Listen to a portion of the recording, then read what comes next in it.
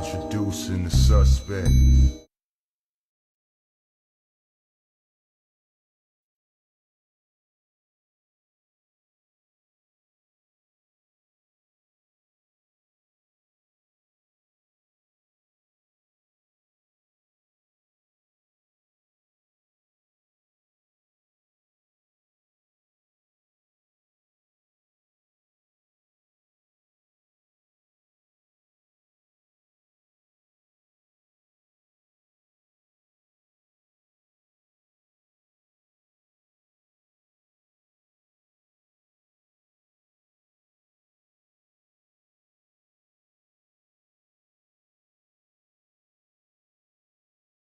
Hey, good looking, baby Creed. Brought to you by Usual Suspect 6. Tap into all the shows. Real Conversations with KG. Is that right now? I'm at peace right now. You know, things get hectic as it gets closer to the fight. Okay. Do we got a fight? Yeah, I fight April 10th at the Prudential Center. Bullshitting on the Beltway with Supreme Beast Boxing. And now the co is the main event. So that's the way I look at it. That's my philosophy. Trill Thursdays and Usual Suspect Sundays with hard I'm talking about it's really just about stacking this money, man.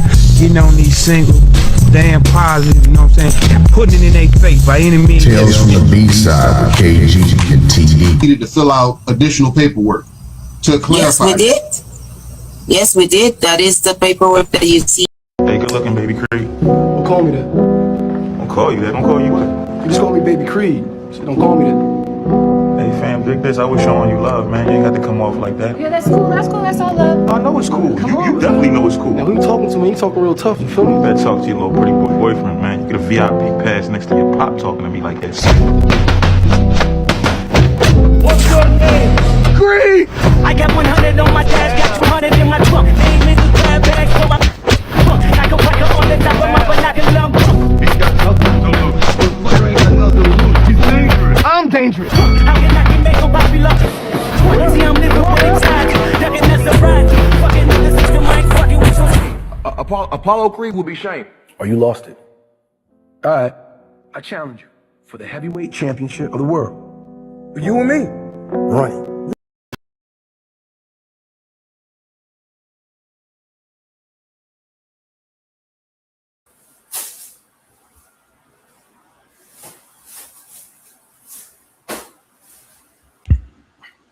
Mic check. Let me see what we got here, man. Yeah. It's your boy 503 Line, man. We back at it again, man. All here to Sports Entertainment. War Room Wednesday, man. Subscribe, smash that like button, share that stream down right as the Usual Suspect team, man. We got a lot of shit to talk about today. So I ain't gonna waste no time. I hope everybody is having a great Wednesday, man. We definitely got to talk some boxing, get some content out there to the masses, man. You know what I'm saying? We had some great fights over this past weekend. Shouts out to my guys, KG, Fella, Usual Suspect teams, man. Shouts out to the whole, Richmond Punch-Out Championship minded, Natasha Nightmare Spence, Precious, Harris, man. Definitely did that thing this weekend in Richmond, Virginia at the Richmond Punch-Out. Gotta give big kudos to the fam. You know what I'm saying? We also had Teofimo Lopez versus Rolly Romero, man, on the Zone, Amazon Prime. Natasha Nightmare, man, she definitely did her thing. Won by unanimous decision against Precious. Damn good fight from Natasha Nightmare Spence. Definitely look forward to seeing her close out the year. Get one more fight, man. She been hella active. Teofimo Lopez defeated Rolly Romero though in the headliner in the T-Mobile Arena. Funny thing, that fight was a majority decision, and we also had another majority decision win. Amanda Serrano beating Mansour. But Teofimo Lopez did take the WBA welterweight championship belt. He has now become a third division champion. You know, some people say it was a close fight. Some people say T.O. basically cooked Rolly. Me myself personally, man, I had it like 116, 111. You know what I'm saying? On some shit like that. Like it was way, way further than what the scorecards read on my scorecard. You feel me? But we also have boxing this weekend too, man. To me, like I said earlier in my video I put out there, hottest takes in boxing. Moses ITAUMA versus Philip Herkovich.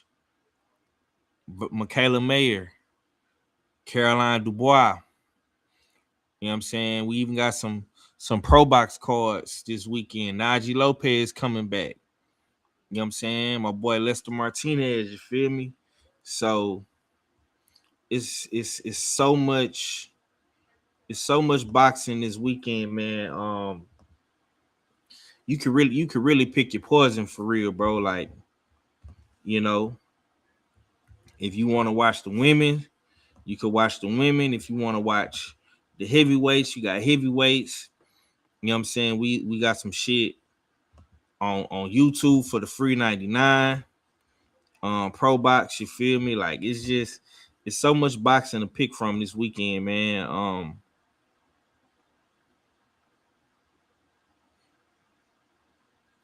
So like I say, man, you got Najee Lopez versus Juan Carrillo, Lester Martinez versus Plantonic, Raymond Cardenas versus another Leonardo Carrillo. You know what I'm saying? So like I say, man, that's coming on Saturday night.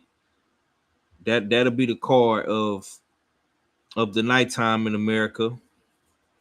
And you also have, like I say, you got MVP.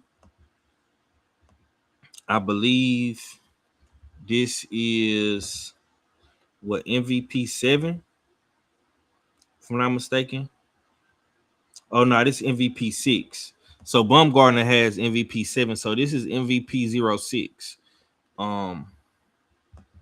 And you got Caroline Dubois versus Amelia Moore. And you got Michaela Mayer versus Chantel Cameron. And Michaela Mayer is actually the main event in this fight. You know what I'm saying? She's the main event in this fight. Of course, Chantel Cameron has a good name in the UK. So Caroline Dubois is the co-main event. So yeah, man, a bunch of boxing going down this weekend for the masses. I hope everybody does enjoy these fights, man. I hope everybody does enjoy these fights. You feel me? Now, like I say, did T.O. clearly win this fight? For me, man, I'm gonna say hell fucking yeah, man. I don't know what that judge was watching. 114. That was trash. That card right there was trash. That judge's scorecard was trash. Did Rolly have a legitimate argument? No. You know what I'm saying? I know a lot of people is excited about Teofimo being at 147. I'm not gonna say he's elite just yet. To me, he was just simply better than Rolly. You know what I'm saying? This was the perfect fight for Teofimo to revamp, redeem himself, hit the restart button, and come into a new weight class and fight for a title.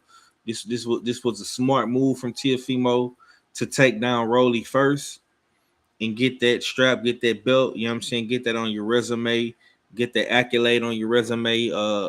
Becoming a 3-division world champion in the sport of boxing is not it's not easy. But Teofimo was able to do it. Now, what impressed me most about Teofimo, I would say, I like the fact that Teofimo was the aggressor in this fight.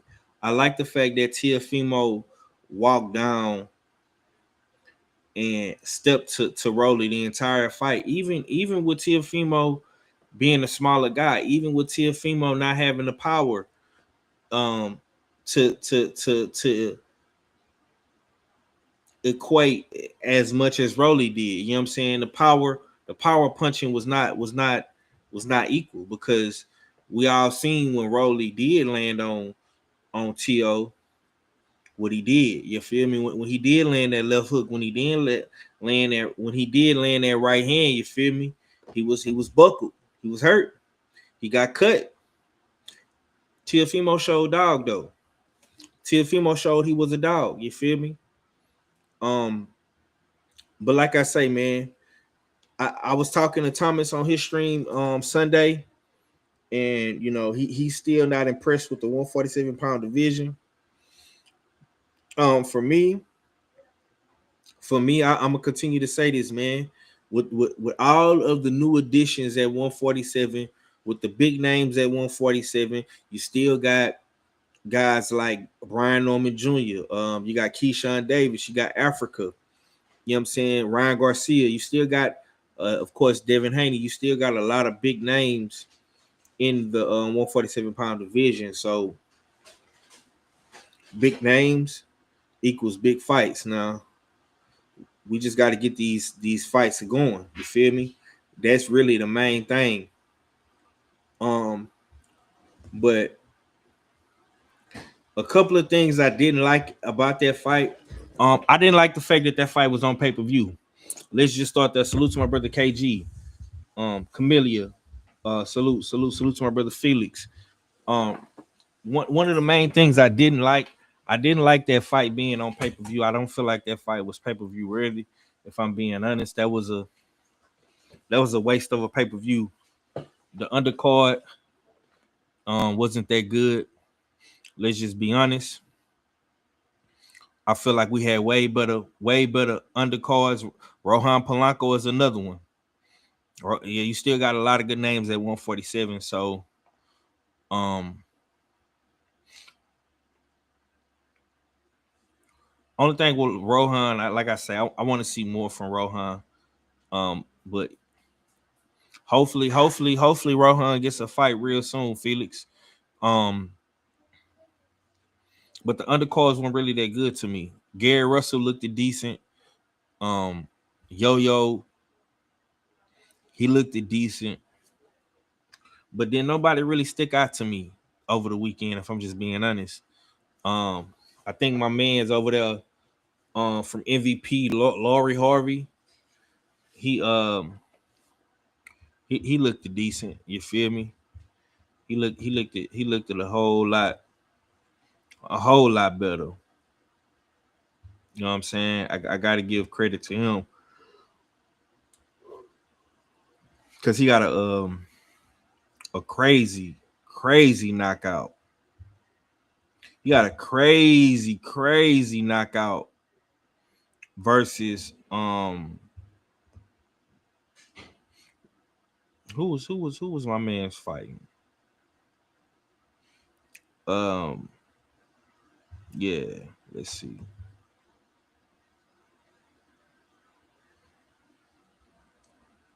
He was fighting some dude named Keb. Second round knockout. That was crazy. Jamal Harvey. You know what I'm saying? The DMV kid. Yeah. Jamal Harvey. Mal Harvey. You know what I'm saying?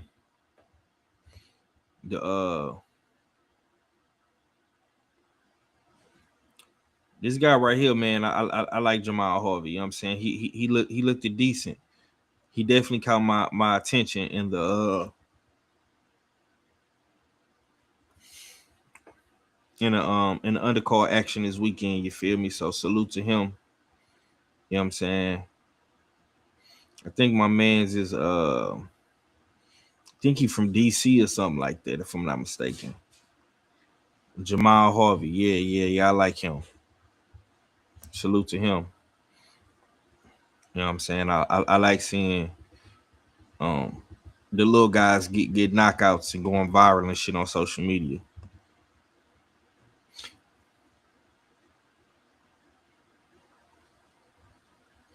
Salute to my brother Talib Cunningham.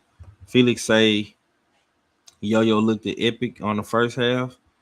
Yeah, man. Some people say that Yo lost that fight, man. You know what I'm saying? So Yo looked good. He was front running, bro. I want to see more from Yo. You feel me? But you know, you can't be perfect on all your performances, man. You know what I'm saying? But I want to see more from Yo. Um, but that's probably one thing I really didn't like from the PBC and Takeover Promotions card. The undercard wasn't really that good. I think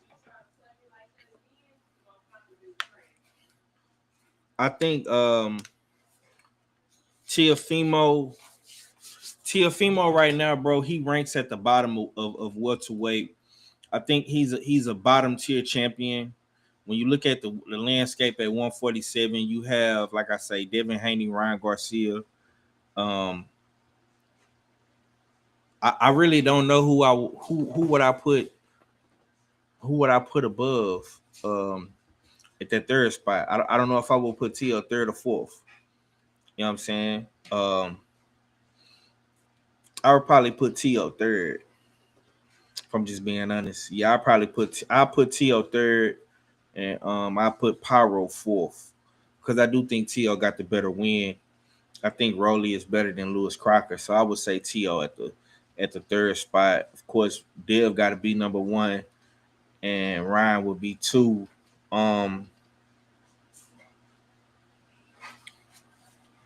But let me see, man. After losing to Shakur and bouncing back, man, taking Rolly's belt,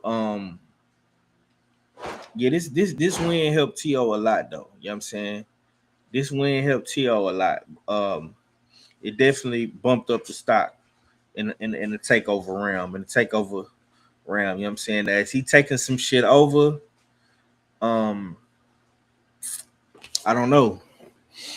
If I'm Tiafimo, I'm trying to get the Liam Pyro fight. I'm trying to get Liam Pyro. I'm trying to get Liam Pyro, man. You know what I'm saying? If I'm Tiafimo, I'm trying to get Liam Pyro, man. You know what I'm saying? Let's see who we got up in the joint, man. We got KG on this Good War Room Wednesday, man. Our first usual suspect in the building. Good doctor, what it do, man? What's up with you, Five? You know what I'm saying? I seen you up here, man. What's up with you, chat? You know what I'm saying? I said, man, you know I'm gonna pull up, man. You know what I'm saying? I thought it was Tuesday. I said it's not Tuesday. Then I thought it was Thursday. I said it's not Thursday. It's fucking War Room Wednesday. Who we at war with? Oh man, we at war with ourselves, man. We trying to shake up the culture. We trying to get these fans in order, man. You know Okay. what I'm saying? Yeah, we got to get in the war room and assess some things, man. First things first, man. Let me assess your weekend. You know how first of all, how you doing? You know what I'm saying? Have you been able to take a moment to recap everything and reflect on everything that happened this weekend? Outside of the card that you guys put on, were you able to catch up with any of the boxing news? Were you able to catch any of the highlights of the fights? Are you in tune with what's going on right now, brother? I want to say for the most part, I'm caught up. Amanda Serrano had a disappointing, you know what I'm saying, outing. Tiafimo and Rolly, you know what I'm saying, it was underwhelming from what, you know what I'm saying, the highlights that I seen. I didn't see neither one of those fights in its entirety, but I seen, you know what I'm saying, the highlights. And both fights from what I saw didn't warrant me to go back to actually watch them in full. You know what I'm saying? So and then who else fought this weekend? Would you? I heard you breaking it down. Who else did you say fought this weekend? Yeah, you had Teofimo Rowley. You talked about Serrano, and you talked. Did you talk about y'all card? You forgot to mention Natasha. Well, no, yeah, I didn't speak on that card because you was asking outside of, you know what I'm saying, my situation. You know what I'm saying? But yeah. So tell me, man. Tell the people about your situation, bro. Bro, Yeah. How was everything? I be straight up with you, man. You know what I'm saying? I want to say Friday. The event was August 22nd on Saturday, but on Friday, I almost said fuck boxing as a whole, bro. As a complete whole. You know what I'm saying? Like, my day started at 6 a.m, and I put more miles in my car inside of 12 hours on Friday than I have in the last month. You know what I'm saying? So I was just like, bro, the thing is, I love training. And if I wasn't so old, I'd probably still be trying to fight. And I love the content that we produce. I love that we talk about all the roles in boxing. But bro, I don't think I ever want to wear a promoter's hat. I don't think it's a stressful thing, bro. And it's crazy. And this is real talk. It was stressful enough that for a 45-year-old man that has absolutely no gray hairs, I got one in the middle of my beard now.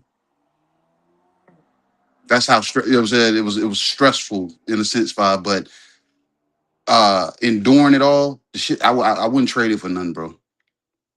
Wouldn't trade it for nothing. You know what I'm saying? Like if I could hang up working, you know what I'm saying, at the hospital and be full-fledged into boxing like this, bro, I probably would. Cause I know how my mind works. I'll probably be able to pan it out that it won't be as stressful going forward, you know what I'm saying, per every event after. Okay, so tell me, man, like what was the stressful part? Was it putting the event together? Was it dealing with the fighters? Was it the logistics? Like what was the most stressful part about it?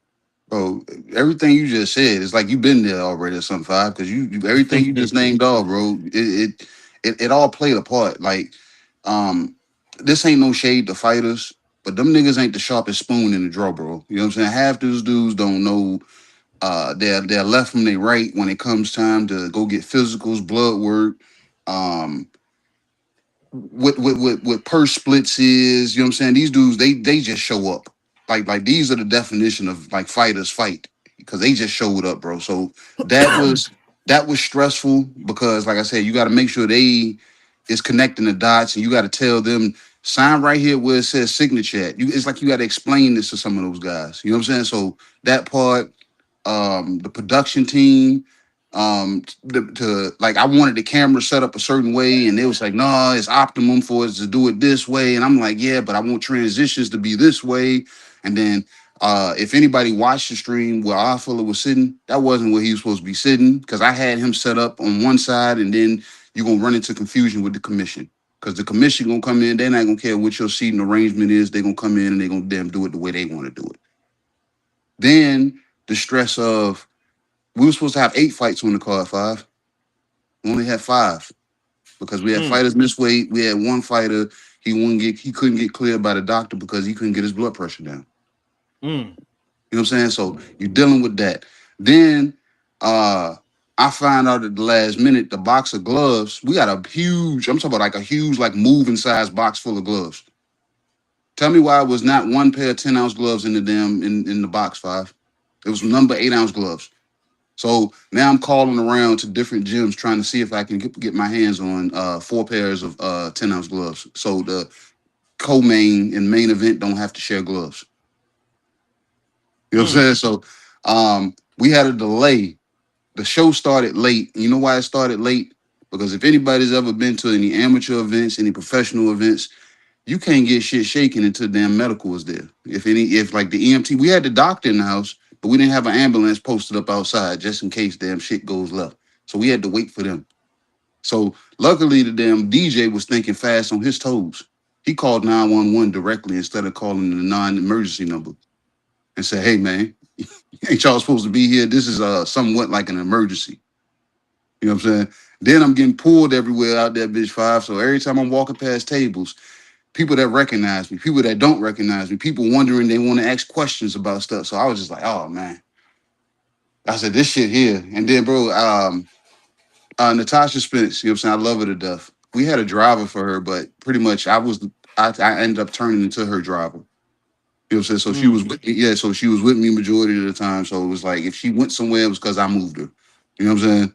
So I'm telling her, I'm like, you can rob the driver. And she was like, no, I'm good right here. I'm like, all right, fuck it. You know what I'm saying? So now she's sitting on the shelf waiting and stuff. And I'm just like, man, I'm like, so it's just, and then I had on top of that still be dad.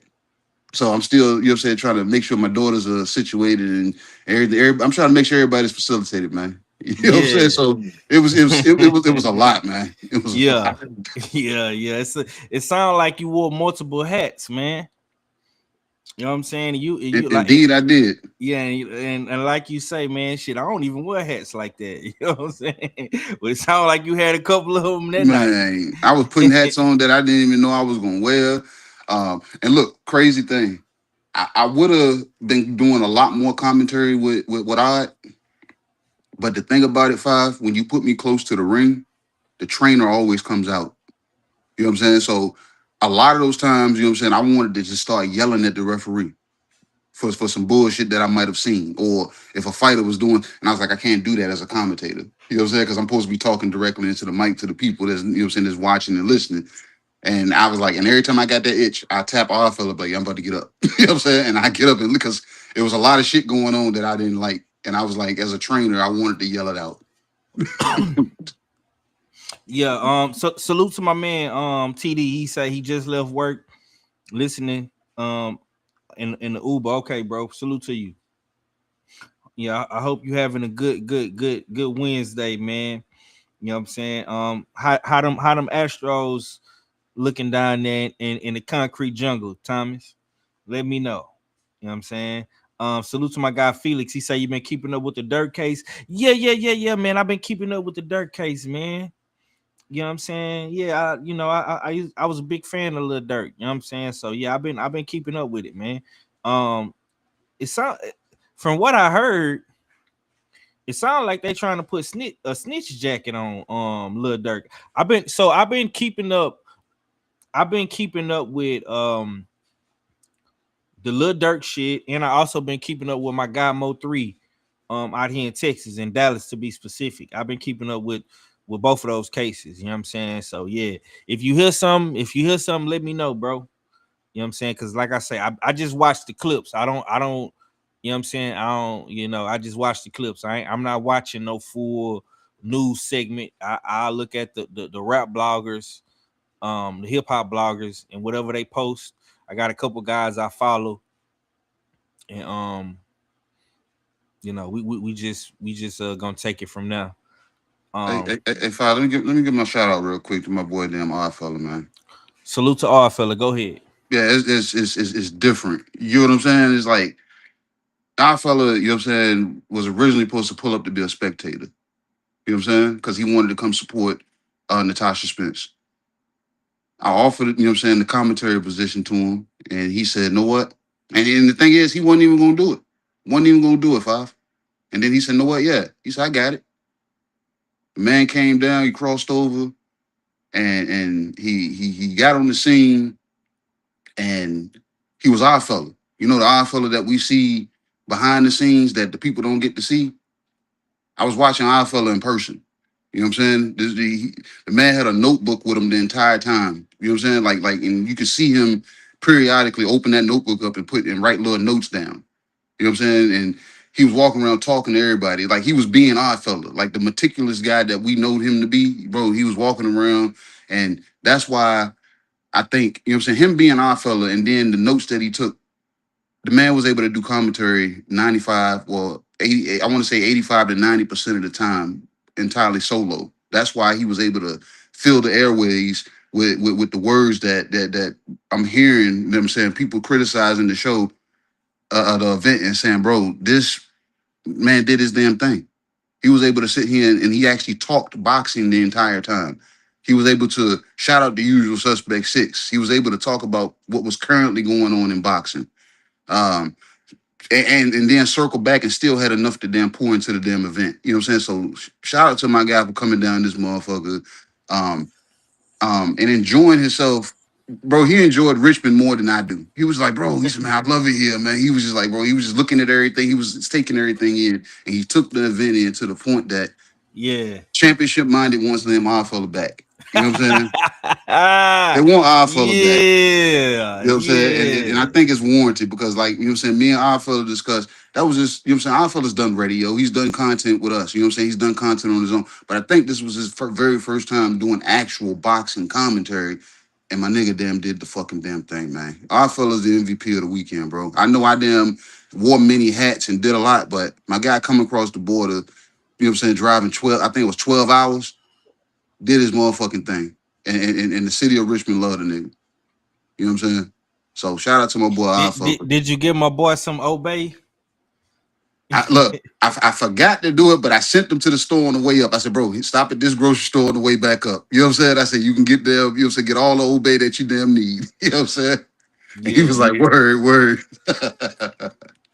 Hopefully when he went to Maryland, because he left, he went back up through DC, Maryland. Hopefully he decided he wanted to try some of those that mambo sauce maybe up there. You know what I'm saying? So maybe he stopped and got a little bit of that on the way back up top too. Okay. Nah, that's dope, bro. That's dope, man.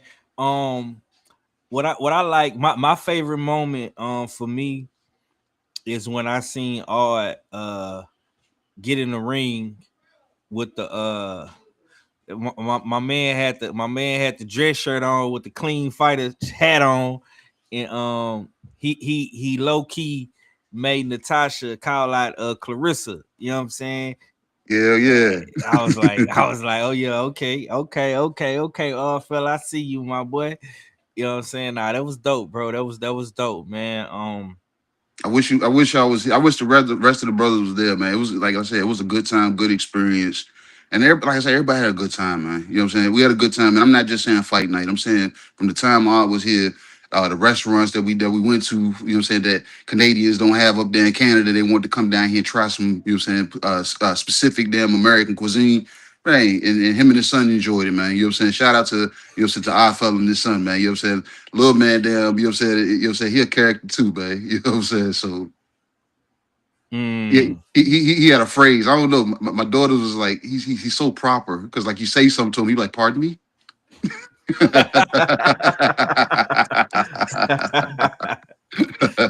God damn. Yeah. That's that northern and lingo. I don't even know if that's a word. That's that northerner lingo. You know what I'm talking about? Yeah, man, that's dope though. Just like TD said in the chat, man, that's dope. Salute to my sis Tay Tay, man, the real queen of MMA, man. Okay, man, we're gonna go ahead and keep it pushing. You know what I'm saying? We're gonna switch gears, man. We're gonna go into second gear. You know what I'm saying? We got to talk about the main war room segment, man. Moses ITAUMA versus Philip Herkovich, man. The stakes are high. ITAUMA comes in 14-0, 12 knockouts. Herkovich, 20 wins, 1 loss. He got stopped by Daniel Dubois. I don't know if y'all remember that. He got a whopping 15 knockouts. We got the vacant IBF heavyweight championship on the line. Thank you to I'm very Phil. You know what I'm saying? Usyk the Great. You know what I'm saying? Salute to Usyk, man, for dropping that belt, not holding up the division. This fight is taking place in O2 Arena Saturday, August the 29th, man. Moses comes in at 21 years old, and if he wins this weekend, he does make history, becoming the youngest heavyweight champion in Great Britain's United Kingdom's history. He will be the youngest champion if he wins in the UK, but he'll be the second youngest heavyweight champion in history to, of course, man, Kid Dynamite, man, Mike Tyson. You feel me? So I gotta ask, man. I gotta ask, man. I'm gonna ask you this, KG. Do you think we witnessing the birth of boxing's next heavyweight superstar in Moses ITAUMA? Have you been able to catch up with any of the content going on across the pond with the heavyweights? How do you feel about this fight, brother? I haven't been able to keep up with any content, but as far as what I know of both fighters, um, I think it's an interesting fight. Five. I'm not looking. I can't look past that and say, does this make Moses ITAUMA, you know what I'm saying, to a star? Because he still got to get past them, Philip Hergovich. You know what I'm saying? So, I know Philip Hergovich is known, you know what I'm saying, to have that solid 1-2, and he spams with it. But at the same time, Moses, you know what I'm saying, he's not unhittable. So that may be a storm that he may have to weather. And Philip Hergovich isn't old enough to put himself in the shoes of being considered a Charles Martin, where he'll let up off the gas if he has him dead to rights. So, like I said, I think we're in an interesting fight. We get to actually see, in my opinion, Moses against his best, you know what I'm saying, opposition. So I think you know what I'm saying, we're gonna be in for a good fight until Hergovich finds out then Moses, or Moses finds out then Philip. And early prediction, I think Moses is gonna find out Philip, but I think he's not gonna find him out early. I think Philip is gonna, you know what I'm saying, Moses might have to endure a little bit of adversity, but I think, you know what I'm saying, if the kid is war tested in the gym the way he is, you know what I'm saying, it's hard sparring with a lot of these heavyweights, he might be able to weather that and find a way. We get to find out what his adaptation skills are. You know what I'm saying? Can he make adjustments? You know what I'm saying? We get to find that out, because if Hergovich them educational 1-2 them finds a home and he can't them do nothing beyond that, then Moses might be in for some shit where he either gets exposed in victory or he just loses. You know what I'm saying? So we shall see. And I think Philip, like I said, being as fundamentally sound as he is, I think he could be the one that exposes him even if he loses. For me, man, I'm gonna say, yeah, man. I feel like we are witnessing greatness. The real stat alone, youngest heavyweight possible champion. If he wins, I'm gonna put possible because he gotta win. But if he does win, when he does win, because I am picking ITAUMA in this fight. When he does win, he'll be the second heavyweight champion in the world, man, the youngest one, and the first ever 21-year-old champion, heavyweight champion from the UK. So that right there, that's superstar shit. It was pre-planned that way though, Five. We know that though. That's why I can't really give it, because y'all planned it that way. Gave him the easiest way to get there. You think they gave him the easiest way to get there? Bro, the bodies he fought before he got to damn Philip. Jermaine Franklin, Dillian White, those were easy bodies. Yeah, man. Dillian White, really? When have we held Dillian White at a high regard? Jermaine Franklin was looking for somewhere to go lay down. Dillian White was a top dog.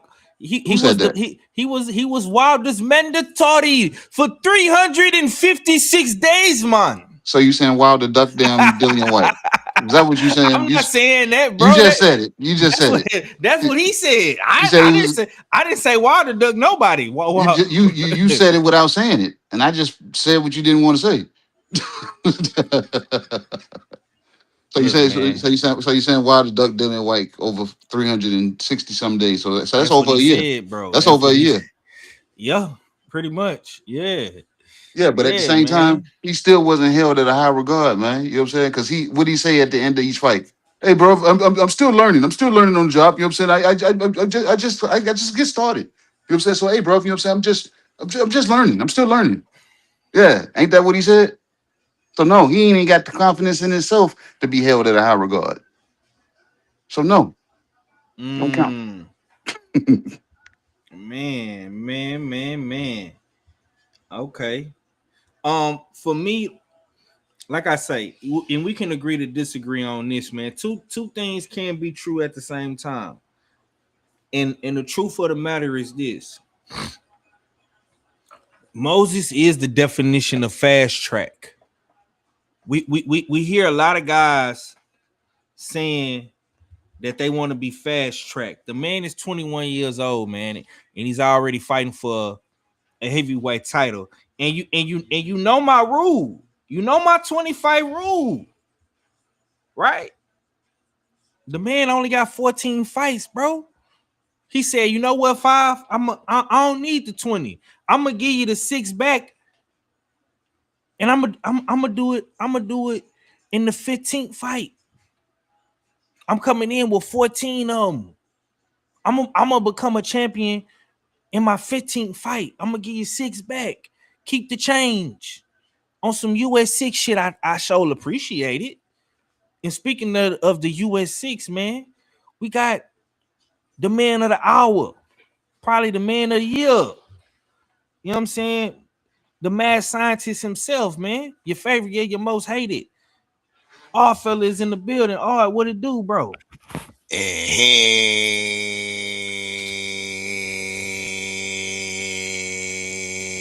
What it do, what you're saying, what a guan, it's your favorite, yeah, your most hated, odd fella. Pull up. Yeah. What's good to the chat? What's good, everybody? Smash that like button, share that stream. Damn right, it's a usual suspect 10. Yo, it's been so long, yo. I forgot how I do do my intro, you know what I mean? But salute to everybody up and up in the chat, you know what I mean? I done pulled up. Salute KG, salute 503. Yeah, it's been a minute. It's definitely been a minute. I had a good time in Virginia. As I was saying, Richmond's a heavily underrated city. Heavily underrated city, you know what I mean? I had me a good time down there. I ate well. I ate good, you know what I mean? There was definitely some nice views and some nice scenes. If you know, you know. Uh yeah, you know what I mean? And we came out with the dub 5, you know what I mean? I heard y'all niggas snickling, talking about, yeah, it's gonna be a quiet ride home if Tasha loses. No, none of that. None of that, you know what I mean? Uh the belts came home to Canada, you know what I mean? You know what else came home to Canada? Some Old Bay seasoning 5. You know what I mean? The brother got some Old Bay in the cabinet. You the dig, you know what I mean? So yeah, everything is good, you know what I mean? I came, I saw, I conquered, you know what I mean? I was up in front of the Washington Monument. I'm gonna post these pics, you know what I mean, probably later on this evening. You know what I mean? I was up in front of the Washington Monument with my Tim Hortons cup filled with some half and half. You know what I mean? It don't it don't get more realer than that. You know what I mean? Salute to the Queen, Natasha Is Spence. that is Natasha Spence wearing the usual suspect bikini? Yes. Mm. She's donning the US 6 bikini, the clean fighter bikini 5. Mm. On weight. You know what I mean? Fit, ready to go, and she did her thing. She definitely looked sharp in that performance. Shout out to Precious as well. She showed some dog. She showed some dog. Uh, uh, I thought she was about to get pulled out of the ring after the second round. It looked like she was really having some issues with her gas tank, but shit, you know what I mean, she was able to recuperate and dog it on out throughout the fight. You know what I mean? And it made it an exciting fight. Had the Richmond faithful standing up at the end of the shit. You know what I mean? So the Yeah. ladies definitely uh uh put on put on for the city and put on for boxing. You know what I mean? As the main event. And I look forward to seeing what's upcoming in the future from Natasha as well as Precious. You know what I mean? Yeah, for sure. How did you feel about the commentary, man? You know what I'm saying? First time commentating a live event. You know, I'm pretty sure we have called fights in the past. But being live and direct, as you would say, Mhm. you know what I'm saying? What was the difference in actually seeing it, live? Well, for one, I ain't really ain't I haven't called a fight before. You know what I mean, I'll make my comments, but to sit there and commentate and try to illustrate what the fighters are doing in the ring on an hourly basis, nah, I ain't never done that before. So I Mm, had to come prepared. KG saw my book. My book was thick, notes, because I wasn't about to sound silly on pay-per-view. You know what I mean? So when there was lulls in the action, I had definitely some notes that I could, and that mean refer back to and keep the motion going. My criticism for myself is that sometimes I got caught watching the fight. Not calling the fight. You sitting up there just watching the shit. And oh yeah, I remember I gotta call the fight. People are watching it. People are paid their good money to watch this shit, and I ain't even saying nothing. So yeah, at points when the action was definitely tense in the Natasha fight, there was some silence. But it's all good. It's the first time, you know what I mean? Um I think it was a successful commentating between me and KG. Um yeah, it was a great opportunity. Shout out to Championship Minded Promotions, Johnny, the leader of Championship Minded, for allowing us the opportunity to commentate on the broadcast. He probably had other people in mind, um, but he ended up with the usual suspects. yes, sir. Yes, sir. Yes, sir. There go Okay. there go Jaleel, you know what I mean? Heavy cut Jaleel. Dude's massive, bro. You know what? Yeah, you about your size, 5. Cause you Mm, come off solid like Jaleel, bro. Just taller. He just taller. That's Yeah, it. maybe a little bit, maybe about an inch taller than you, bro. okay, okay, okay. Yeah, man. I'm gonna have to make my way down to Virginia one of these good old days, man, and fuck with my boy KG, man. I hate that I missed this one. But our fella definitely held us down. Every time I looked up, I seen all fella. He had the clean fighter hat on. He had the US 6 drip on.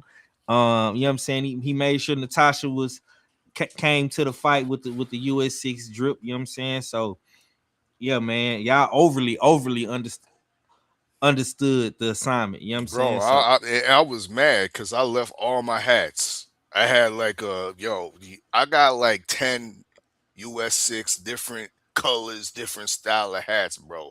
You know what I mean? mhm. I put together with any of my outfits and I left it in the crib. I was so mad. I'm glad that I ordered that shit. The clean fighter. I sent the clean fighter hat to KG early. Yeah, I'm glad I had that because by the time the one hat I was rocking, by the time I got down there, it wasn't looking crispy no more, bro. Damn. Okay. I was struggling down there, b. Nah, man, you did good. You I, did I, good, I man. You need I did need my good. crowns. I need my crowns. KG don't understand. Nigga need his crowns, bro. Okay, let me ask you this, bro, because I know you frequent Detroit. I know we went to Atlanta. Atlanta was soft compared to Richmond, bro. Tell me, Soft.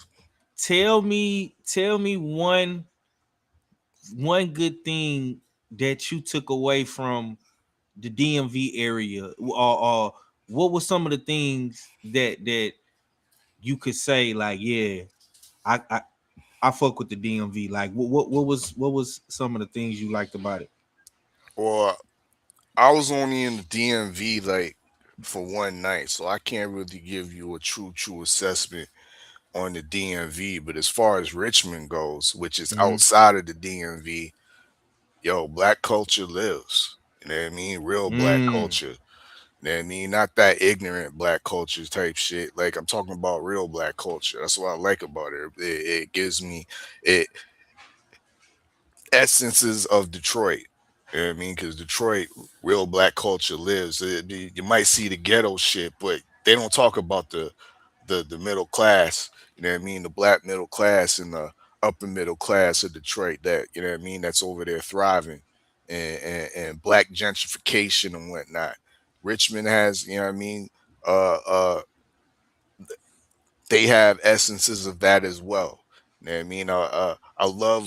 I love being in the city and all I hear is the music banging and they banging out R&B, bro. I mean, banging out some nice, some soulful R&B. Everywhere you go, you hear soulful R&B. I'm like, yeah, this is it over here. You know what I mean? Um, Friendly people are friendly. You know what I mean? The vibes was right. Yeah. Um, Black culture lives in Richmond, bro. Mm. Okay. Okay. That's what's up, man. Black culture definitely in VA, man. Richmond. Salute to Richmond. You know what I'm saying? Um, we gonna transition back to the boxing. War Room Wednesday, man. Y'all up in here with the usual suspects. I got KG, I got R fella. You know what I'm saying? We recapping the Richmond Punch Out event over the weekend. As you can see, my man's name was in the building. You know what I'm saying? They did their thing. Natasha Nightmare Spence did a thing. Okay, but let's switch back to this weekend's fights. And R fella, I'll let you cook. Do you feel like Moses is being rushed now? I know you've been on your Richmond teams, you know what I'm saying, but we got to go back to the UK with it, you know what I'm saying, across the pond. Is Moses being rushed? He's 14 and 0, 21 years old, could possibly be the second youngest heavyweight champion in history, only next to Mike Tyson if he wins. 14 fights, bro. Yeah. Going up in there with Big Hurt, man, for the IBF heavyweight championship. Are they rushing Moses? How do you feel about it? Nah, I don't think they rushing him really like that. I think they, in my opinion, they taking too much time with him. Like I want to see Moses more active, in my opinion. I think as far as rushing him into a championship opportunity, I think the time is right, and with regards to Usyk vacated these belts for a reason. He speaks high, he gives high praises to Moses, but let's be real. Usyk don't want to fight the young man because he sees something special in the young man that he might be too old to deal with. So once again, I think they're bringing him on uh, at a decent pace, and Hergovich is a decent test at this point in his career. Add on to the fact that it is now a championship fight for the IBF. Now, this is not like Moses is going in there and he's been fighting as a mandatory against a reigning champion, a guy with championship experience. Hergovich isn't a guy with championship experience. He has experience on the world class level. So by Moses fighting and defeating Philip Hergovich, you're getting experience on the world class. Is that rushing a guy with his amount of talent?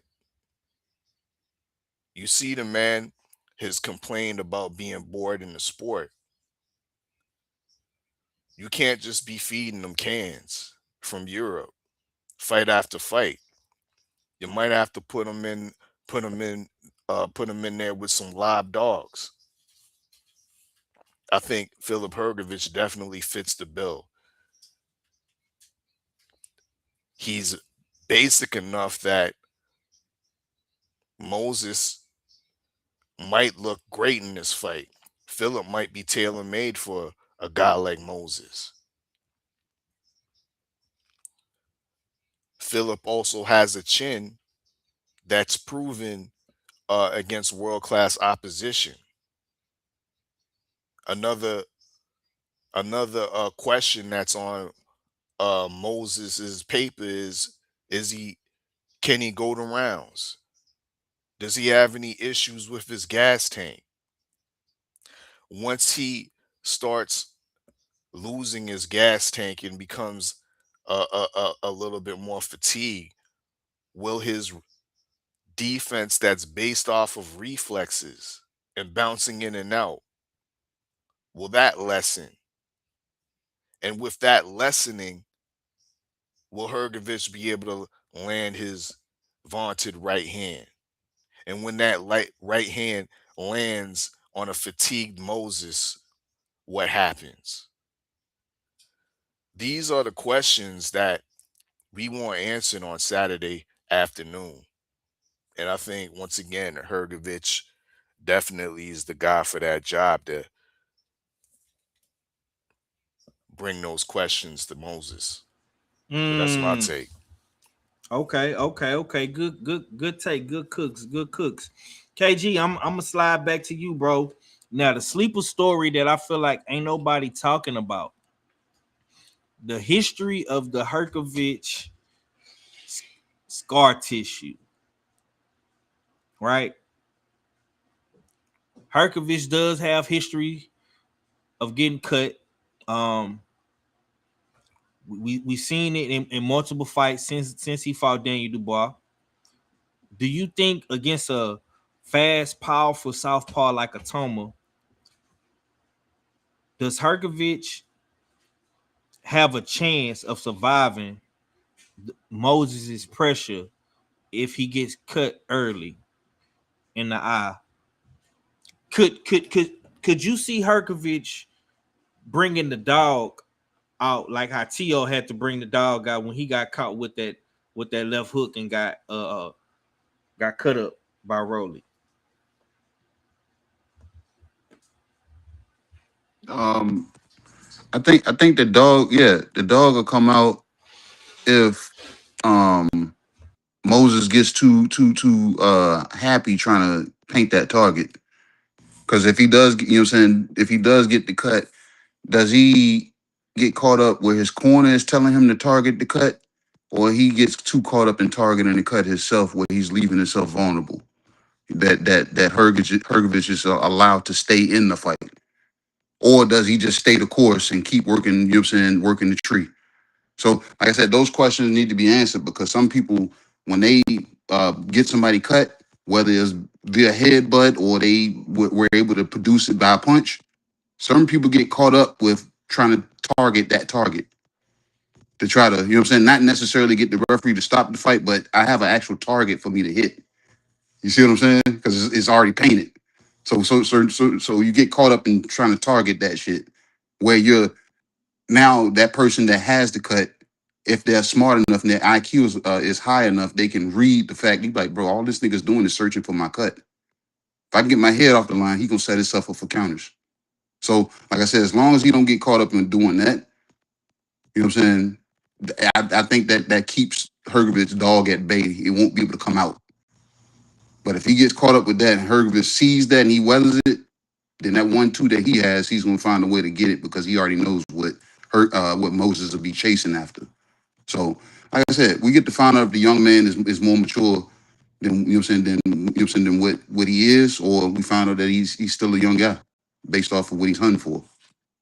So, like, either way, bro, I think we got a good fight. I don't think you know what I'm saying. Moses just you know what I'm saying plows right through. You know what I'm saying, Hergovich, and I don't think Hergovich like dominates too far into the fight because, like I said, early predictions, I am leaning toward Moses, but I think he's gonna have to weather some shit. Okay. Yeah, man. For me, I've always seen Herc bring out the dog. You know what I'm saying? So I wouldn't be surprised if he does get cut. You know what I'm saying? I don't think he'll fold under the pressure. You know what I'm saying? I seen one thing I liked about Philip Hergovich, man. I seen Hergovich go out on the shield in that Daniel Dubois fight. So I'm not gonna never question his heart. You know what I'm saying? It's a lot of things you can question, but I don't think the heart is one of them. You know what I'm saying? But yeah, man, we got a damn good fight. I know everybody is gonna be tuning in to watch this one. Um, I'm definitely gonna be glued to the TV for this. Um, but yeah, man, let's go ahead and switch to third gear, man, because we got a lot of fights to talk about. Third gear, man, segment 3, man. This is U.S. versus Great Britain. Once again, man, a lot of these good fights is gonna be in the UK, unless you're watching the Pro Box card with Najee and Lester Martinez. But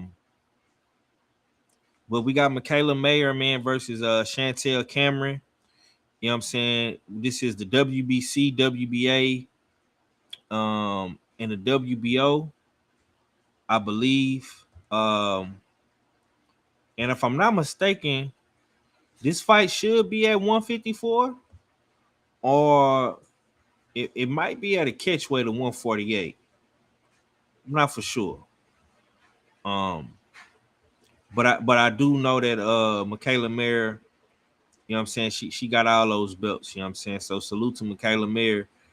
She definitely doing her thing at 154. Let me say this about Michaela Mayer, man. I think Michaela is in a great position.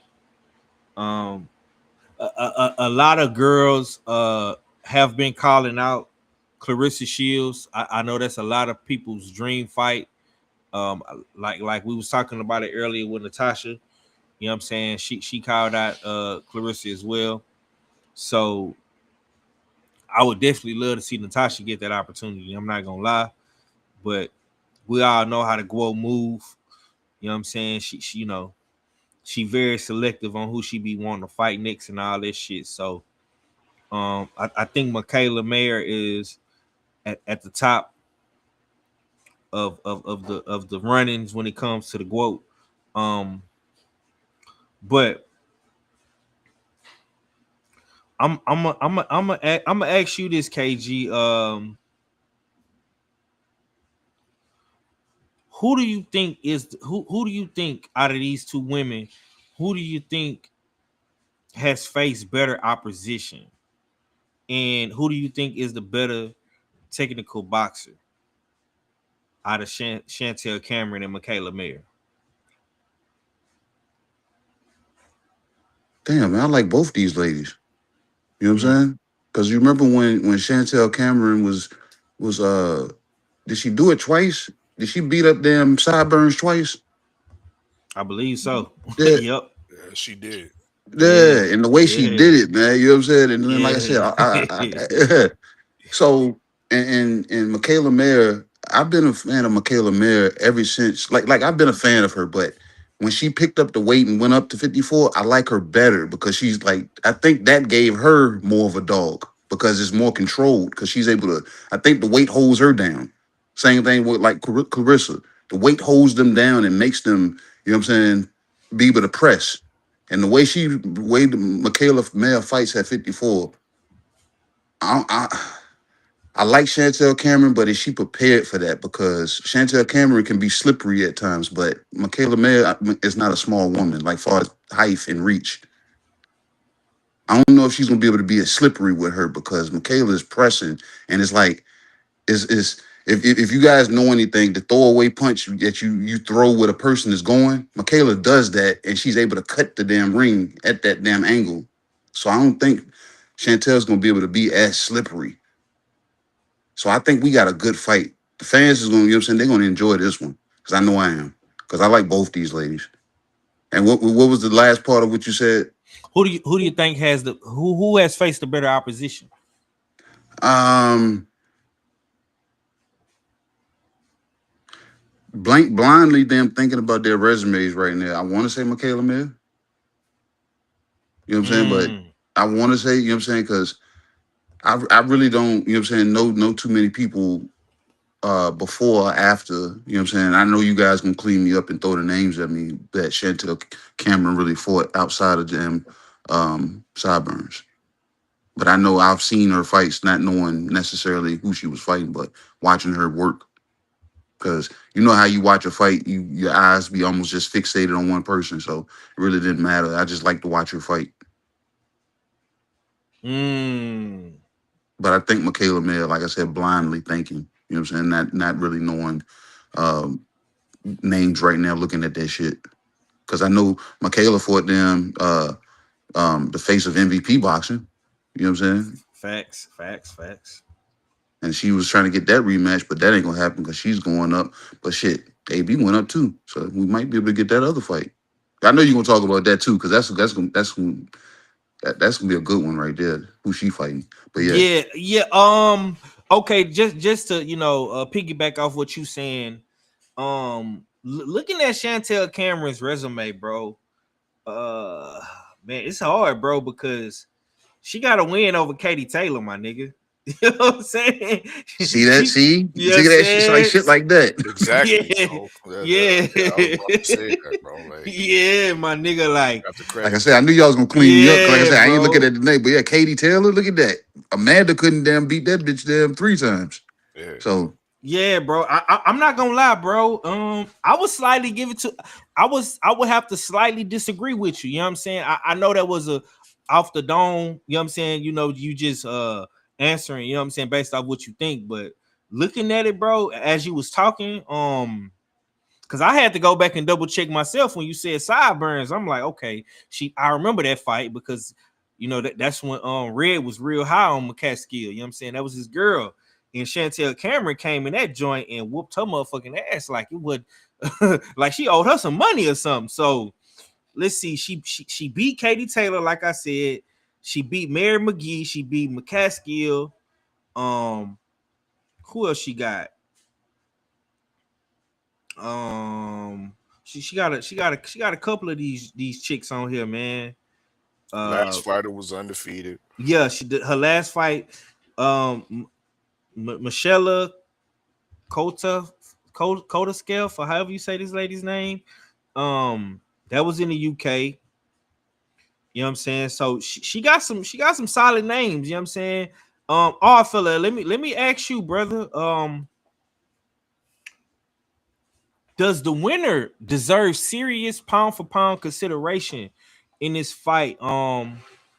And based off what you've been seeing, do you feel like this fight right now is important for MVP's women's boxing experiment that they having?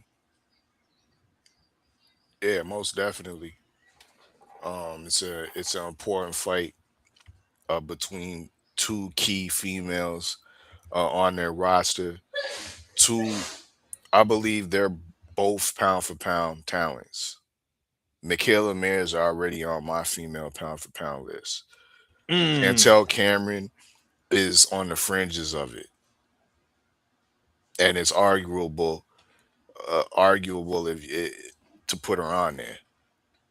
I mean, it's definitely a good argument. So this fight is a high stakes fight between two high stakes competitors. In my opinion, Mayer has to me, the slightly better resume. However, it's it's slight. It's nothing too crazy. But I think a lot of people are sleeping on Chantel. The narrative that's going on is like we're already prejudging and thinking that Michaela Mayer is just going to walk through or get the decision against Chantel Cameron and go on through to Clarissa Shields. We hear Clarissa Shields talked about more with Michaela Mayer than we hear about Chantel Cameron. And that's puzzling because Chantel Cameron is a real threat. I think this is a 50-50 fight. But they making it seem like she's a major underdog. Maybe that's the UK effect. But we should know she cleaned up sideburns twice. She has a win over who, oh, I guess many in the mainstream boxing media think is the number one pound for pound. She has a win over her. This girl is accomplished. She's sizable. I think she's about the same, so she's a little bit shorter than Michaela Mayer. But the thing is, when you look at her victories are more dominant than Michaela Mayer's. Michaela Mayer has some great names on her resume, but they're all close decisions, splits and shit. The only one she watched in recent memory is Mary Spencer up in Canada. But other than that, when she fought AB, it was a very, very close fight. And I believe she lost that fight. You know what I mean? When she fought Natasha Jonas, there wasn't no washing. It was a close fight. But when Chantel gets a hold of you, it ain't no close fight. I mean, there's no split decisions unless the judges were on the take. People see the damage and the effects after Chantel gets through with you. So I think we need to stop sleeping on Chantel and put some respect on this girl's name. It's a 50-50 fight, y'all. This is a great fight, and they damn sure key for the future MVP's female boxing narrative. Yeah. I'm gonna be real, man. Doing my little research on Chantel Cameron, I'm nervous for my girl, man. Y'all know I love me some Michaela Mayer, man. I think I was probably one of the only ones that picked Michaela Mayer to beat Baumgardner. I had to eat crow for that. You feel me? Like, Michaela definitely got the size over her, man. But like, all fella, he said a hot take, man. This girl dominate, bro. When she get in there, bro. You know what I'm saying? And she leave no doubt in your mind, bro. So that's really like something that you gotta duly note down in your notepad or your memory. You know what I'm saying? If you picking this fight, or you betting on this fight, or you watching this fight. Queen, salute to my sis Queen 71. She say, heck yeah, it's a good fight. She say Mayer has been more dominant since she got rid of Coach K. Yeah. She listen, man, she's gonna have to Michaela Mayer is gonna have to really press this fight. She's gonna have to make Chantel Cameron bag up, and she's gonna have to really win the battle of the ring generalship. She's gonna have to dictate the landscape of the fight. You know what I'm saying? She's gonna have to make Chantel look like the smaller woman. And like I say, when I was researching this fight and looking at it, I believe this fight is at a catchweight. I'm not sure. Now, if Chantel Cameron is going all the way up to 154, and I believe her last couple of fights was at 147. Yeah. Her last fight was at 147. So, yeah, man. This gonna be interesting, man. This shit gonna be interesting. We're gonna see what go down, man. Okay, man. We got our fourth usual suspect in the building, man. On this War Room Wednesday, man. We got the Big Easy, big speaker, man. From the NO, man. I ain't gonna call him Cadillac Red, man. He been on his coaching journey, man. I'm gonna call him Coach Red. Is in the building, man. Supreme Beast Boxing Talk. Wow, what's up with it, Red? Whoa, what's up? What's up to the family, man? What's happening with it? You know what I'm saying? Salute to the brothers. I ain't get to shout them out, man. KG, I fella, man, they did a hell of a job over the weekend. So salute to my brothers for that shit. And yeah, man, what's going down, Five, man? Salute to you. Yeah, man. We up in here talking a little boxing, man, on this cool Wednesday night, man. I'll let you I'll let you lead off in the next question, man. So we was talking about the main event for MVP this weekend, Michaela Mayer, Chantel Cameron. I know you remember Chantel Cameron, man, because she whooped up on your girl, Sideburns McCaskill, man. So I know you remember her. You know what I'm saying? This is your favorite type of fight this weekend, white on white violence. So salute to you for that. You know what I'm saying? But let me ask you though, bro, and I feel like this is a big debate, man. We did see Serrano stink the joint up last week, man. But is women's boxing entering its post Katie Taylor, Amanda Serrano era? Because we do know that Katie Taylor is fighting at the beginning of next month. I believe she fight next week, if I'm not mistaken. Who do you think leads that new era of post Katie Taylor Serrano, man, for women's boxing? From the lightweight girls? It don't matter. Just in women's boxing, who do you think leads right now in the post Katie Taylor Serrano era?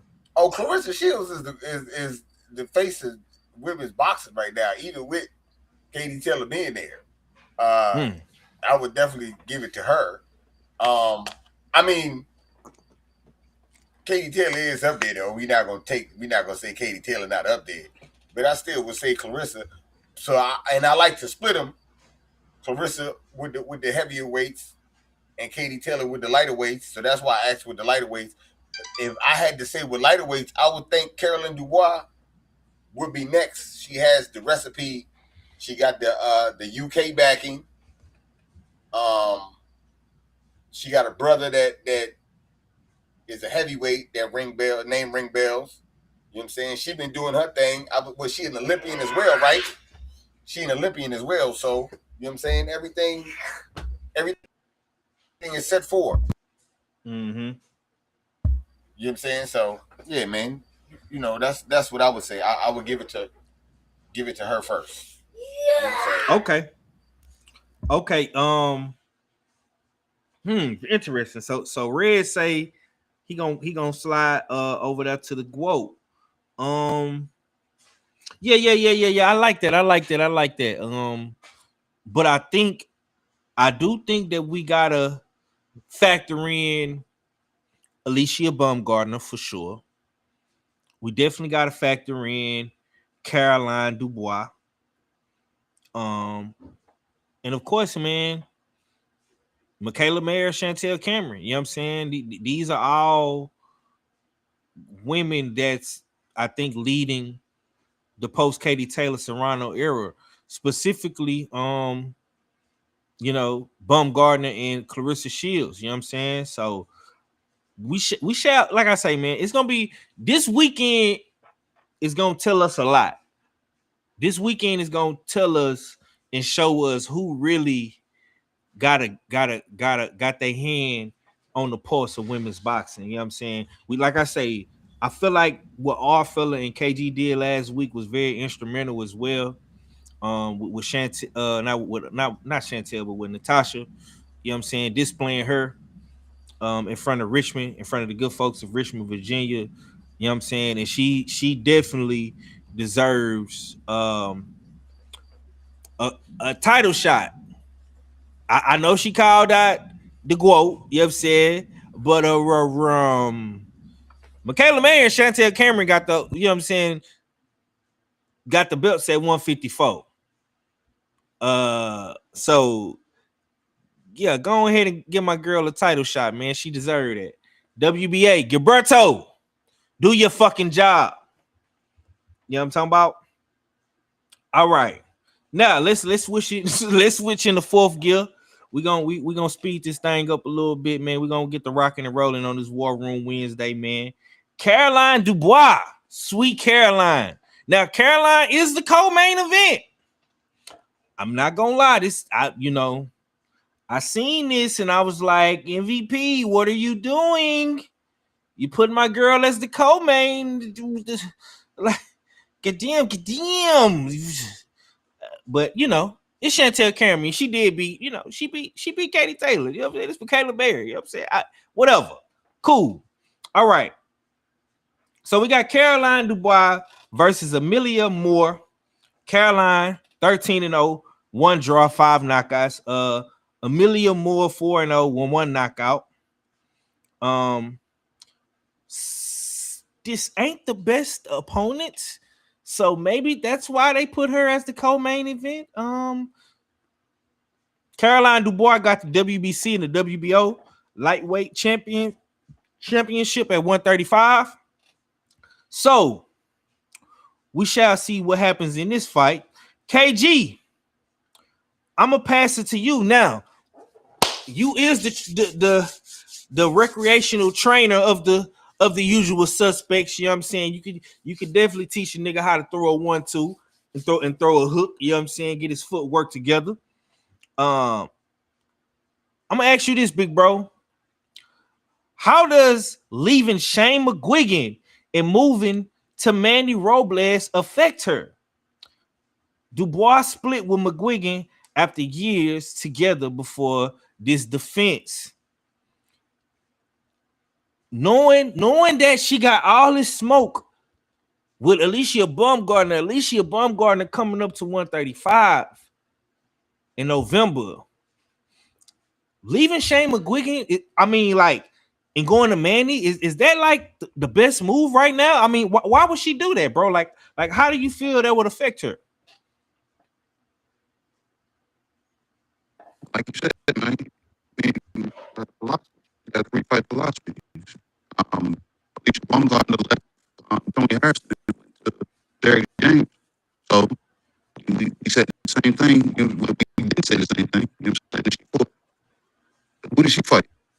First fight with Derek James. So you choppy a little bit, bro. You're a little bit choppy. Y'all niggas come choppy to me. You know what I'm saying? I don't know if nobody's on mute, but yeah, y'all it's not choppy to me. Maybe I got caught. But yeah, come out and come back in, bro. Come out and come back in. Come out and come back in, brother. Yeah. We're gonna try to get KG back in. He sounded a little choppy. I don't know if he left close by his Wi-Fi, if he out in the Richmond streets moving and grooving, but he a little choppy, man. You know what I'm saying? But I definitely want to get his take on the trainer split with Alicia with Caroline Dubois, and of course Alicia Baumgardner, because she did change coaches as well. So that was a good point. Let me see if he came back. Yo, you on mute, KG? What'd you say? Okay, yeah. Okay, yeah. You crystal clear now. Go ahead, bro. I forgot what the question was. Oh, okay. How does leaving Shane McGuigan and moving to Manny Robles affect her? Caroline Dubois. Yeah. We got to see what, you know what I'm saying, Manny Robles them, you know what I'm saying, is bringing to the table for her, and if she's receptive to it. So maybe this light touch that she's going to take is going to, you know what I'm saying, be able to weed that out for her, because if her ass is on some, who does it? like an Anthony Joshua type shit. She just said, "No, what, Manny Robles? I think I got what I can get. I'm going back to McQuiggan." You know what I'm saying? So however it goes, you know what I'm saying? We're gonna find out, and we're gonna find out if he's trying to change her from being the puncher that's punching on the move and making her sit still, or we gonna, like I said, we gotta sit back and wait. And gladly, you know what I'm saying, it's the type of opponent that she's facing. She may be able to make those adjustments with. So she still got time because AB don't fight until November, and so it's like it's putting them in the same window almost. But let me test out what this nigga can do, and if he can't do what I want him to do, then McQuiggan, I'll come back across the water and see what's up.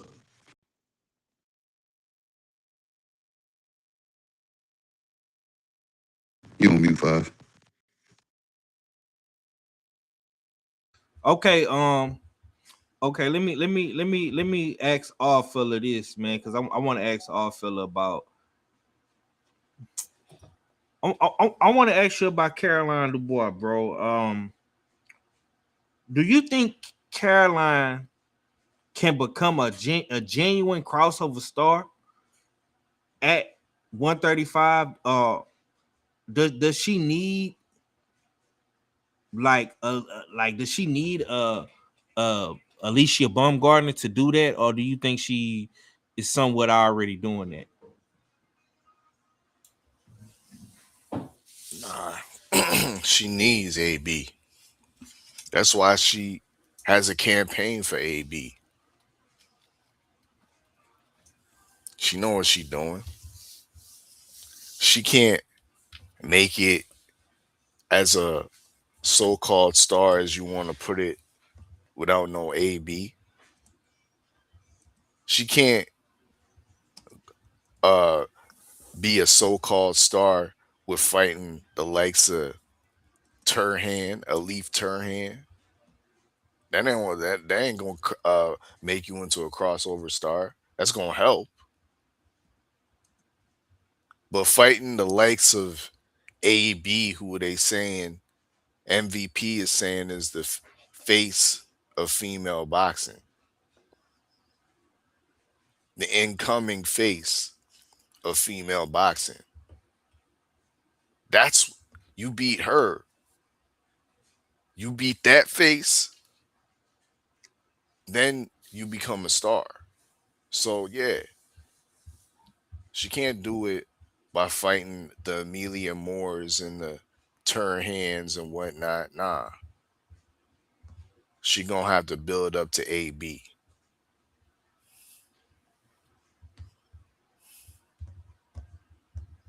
All right. All right. Now speaking of AB, man, you know, my brother Cadillac Red, man, he gave her the name, man. Oh, sweet stank. And, and, and I gotta talk about this, man. So Alicia Baumgartner came out talking crazy. You know what I'm saying? Throwing hella shots at at Caroline Dubois. You know what I'm saying? She basically told her like, hey man, you know, don't get quiet now. You know what I'm saying? You know, you've been talking hella crazy. You feel me? And shit. It went all the way left. You feel me? Like I ain't gonna lie, man. One thing I like about Alicia Baumgartner, man. You know, I don't know if it's, you know, the sister in her or the Ohio in her. You know what I'm saying? But she know how to she know how to talk, bro. You know what I'm saying? She definitely can talk that talk. And like I say, man, she came out throwing shots, you know what I'm saying? Talking about, hey, she told Caroline, like, don't get quiet now. She coming back November the 8th, Sunday, MVP 07. This is the next following MVP card. She say she the standard. She say she the standard, man. Now, Red, I'm gonna throw it to you. Based off what you've been seeing with this whole Alicia Baumgartner thing going to 135, man. She fighting in Texas. She fighting in my backyard in Arlington, man. You know what I'm saying? No, she trying to set her bones down here.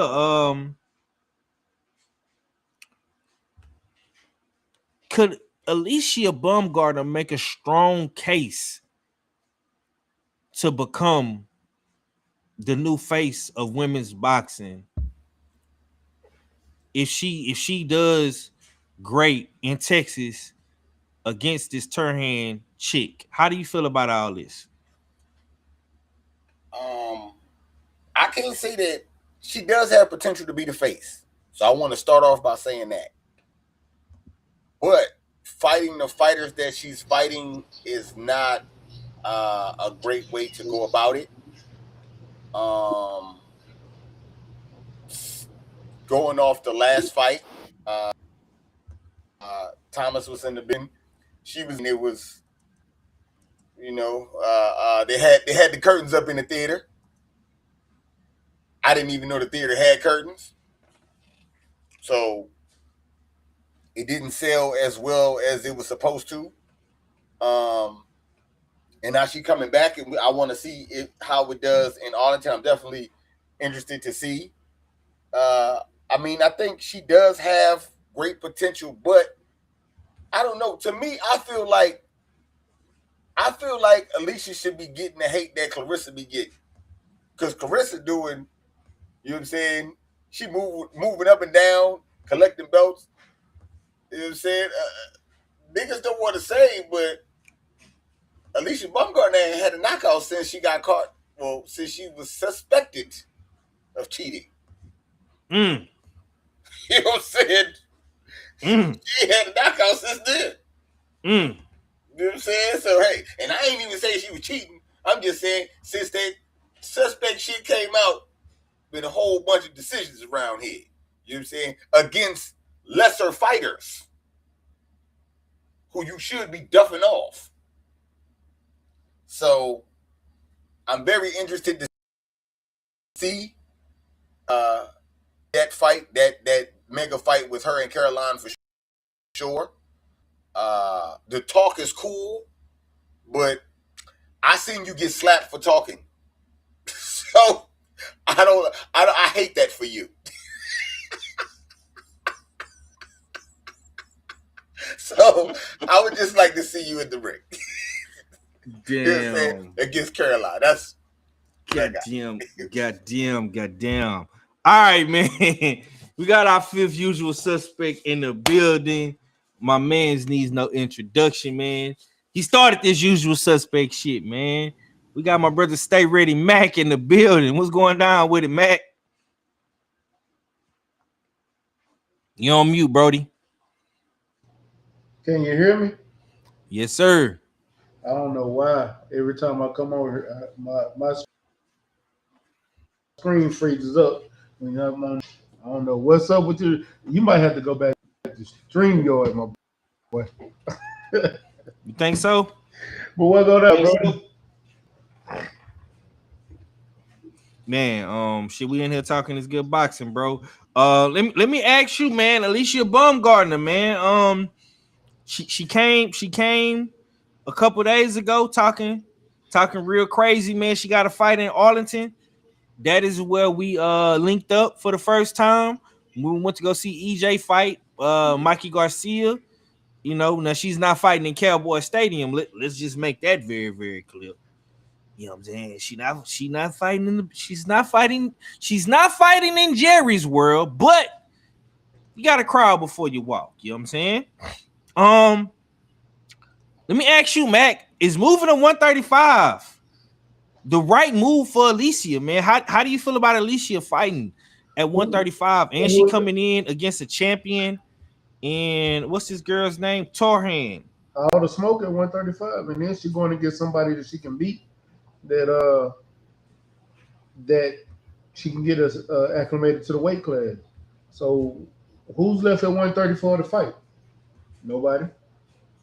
All the smoke is in the bigger divisions, if she want to fight Katie Taylor, if she want to fight Carolina Dubois, hell, if she want to fight Amanda Serrano already gave her, you're gonna have to fight such and such before you fight me. Look, if she want the real smoke, she need to move up. That's where everything is. I'm not. She done it. All she can do at 130. Mm-hmm. Let's get to that bag. Let's get these fights going. We want to see the real fights. Yeah. Now she is on her Earl Spence shit. She on her her Shakur Stevenson shit. You know what I'm saying? She on her Devin Haney shit. So she learning. She on her Clarissa Shields shit. She learning from the best, man. And I gotta give her credit what credit is due, man. Very first fight at 135, you fighting a champion. I can't be mad at you for that. You feel me? Like I say, Baumgartner is fighting for the IBF title. Caroline got the WBC and the WBO. So I'm not mad. I got happy when I seen Baumgartner doing this, man. For me, it shows to me that Baumgartner knows and understands the assignment. She knows what she got to do. And I think KG said this, man. One thing about the women, man, like we don't gotta. I gotta give women's boxing their card, man. Like with the women, bro, they don't do all this pussyfooting and playing around, bro. It's only been like a handful of fights in women's boxing that we did not get, and of course, Clarissa Shields was the main culprit in some of those fights. I'm not gonna lie to you. I'll be the first to tell you that. But I think with the case of Baumgartner and Caroline Dubois, and I think we're gonna get that fight, man. I think we're gonna get that fight. Let me ask you this, odd fella.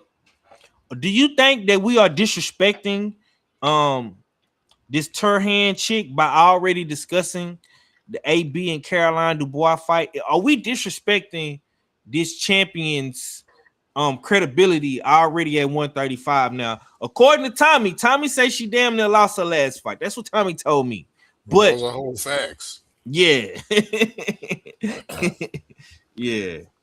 Turhan is somewhat overrated because the way she dispatched the former champion Ferreira, I think her name is, out of Brazil, who was an Olympian. It looked real nice. You know what I mean? It was a highlight reel knockout. You know what I mean? And we don't really see that in the women's divisions, nonetheless. But with that, she looked bad in her last fight. And that was against a lesser opponent that had some semblance of boxing ability. She looked absolutely wild, windmilling, missing punch after punch. So Turhan does have the ability to get beat thoroughly. And with her open, wild style, AB does have the acumen to counterpunch, slip, pivot. She does have the ability with elite foot movement. So I think this fight literally is tailor made for AB to look good. Now, and our grab the brother. belt. Hold on, all fella. Our brother say Alicia may have the easiest opponent on that card. Do you agree with that, or is he capping? He might be reaching a little bit. There's still some danger with Turhan. Once again, we've seen AB in the later part of the championship rounds start to unravel, lose her gas tank. Turhan, if I'm gonna give her any credit, she fights the 10 rounds, the 2-minute 10 rounds. She's dangerous all 10 of them. So there is some danger with with this this fight.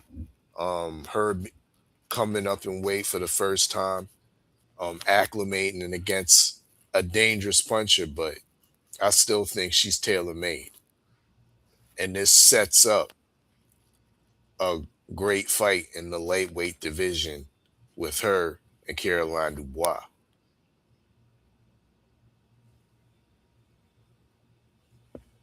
Yes, sir. Yes, sir. Yes, sir. Yeah, man. We listen, man. Boxing is definitely heating up, man. And Baumgartner coming back in November. You know, it's about 2 months away. You know what I'm saying? We're at the end of August. So she got the rest of October to train. She'll be back in November, moving up to 135. And in her first fight, she fighting the champion. You feel me? So I can't, like I say, bro, I can't talk shit. You know what I'm saying? She not hiding out at 130. She not playing these games. She going right to the smoke. And when you go right to the smoke, you get my respect. You feel me? Okay, man, real quick. We talked about the women. We gave the women they just do. We gave the women they kudos and they credit. Let's talk about 147, man. 147 just got a little bit more crazier. We in fifth gear now. This the fifth segment on the show. Teofimo Lopez just won the WBA title from Rolly Romero, man. Meanwhile, like I say, we all know the situation with Debo Devin, you know what I'm saying, and his family is facing right now. So we gonna give Devin some grace, you know what I'm saying? RIP to Mama Haney. And of course, you still got Ryan Garcia and Connor Bean. Liam Pyro is out there saying he want to fight Teofimo Lopez. But we got to figure out, man, who is the best guy at 147 right now. Cadillac Red, I'm gonna slide to you, man. Who has the strongest claim to be the best at 147 right now? Hold on. You talking about? We still talking about? We talking about men's boxing? Yeah. And you asking to who gonna be the best at 47? Who? Yeah, right here, right now, man. 147 just got more crazier, man. With Teofimo becoming the champion at 147, we know what's going on with Dev. We know Ryan coming back versus Connor Bean. Liam Pyro just beat Lewis Crocker. He's calling for the TO fight. We got a bunch of people calling for the TO fight. Who do you think has the strongest claim to be the best at 147? The guy that everybody seemed to be avoiding and the hottest boxer at 147 right now. And I'm going to say that's Devin Haney. You know what I'm saying? Consistently avoided. I mean, Tio said himself, I'm going to fight Devin last. You know what I'm saying? So it's still, you know, that's what I say. You know what I'm saying? I would give it to Dev. The other guys, and it's not head and shoulders clear. They do have to fight each other to see for sure. But I'm putting my money on Dev out of, you know what I'm saying, the champs and all the other guys that at 47 right now, for sure. Yeah. Yeah, that's not even that hard. Okay.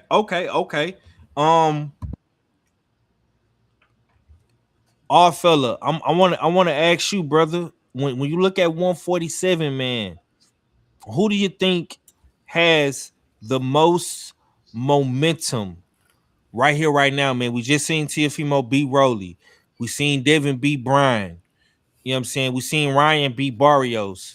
Now he's fighting Connor Bean. Who has the best or the most momentum at 147 right now, fella? That's a good question because off top, I don't think none of these niggas have momentum. I wasn't impressed with the Teofimo win over Rolly Romero. It was a lackluster fight, a disgrace of a pay-per-view. You know what I mean? And I never rated Rolly Romero as some top tier reigning champion. He was always gifted opportunities after opportunities. And he fell into that opportunity with Ryan Garcia and waited around for another great opportunity, another big bag, because he ducked Giasoff, okay? And old Jack Catterall had to clean up his mess and clean up Giasoff. Catterall been calling out Rolly Romero, and Rolly Romero act like he don't know who the Brit is. So he waited around for Rolly Romero for the biggest bag and broke bread with his friend. The lead up was trash. This shouldn't have been a pay-per-view, and it was just a handoff of a belt on live TV. So no, TO doesn't have momentum like that. I wasn't impressed with Ryan Garcia's defeat over a low-key journeyman that was holding a belt. Maybe I'm being harsh. I'll call him a gatekeeper that was holding a belt in Mario's Barrios. A guy that had trouble with Uncle Ramos. A guy that couldn't even get the win over old man Pacquiao coming from the Philippine Senate. And then Ryan Garcia couldn't get Barrios out of there with all this speed and power that supposedly he got at 147. Not impressed.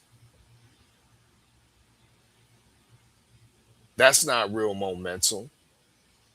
Credit to him that he's fighting Conor Ben, but we'll see. We'll reserve my remarks until after that. But once again, I'm not impressed with that. Devin Haney don't have the momentum I would like for the fact that he's not active. Yes, he's active definitely on these internet streets. Everybody talks about him. Yes, he's definitely active in the fact that a handful of fighters be ducking him and avoiding him.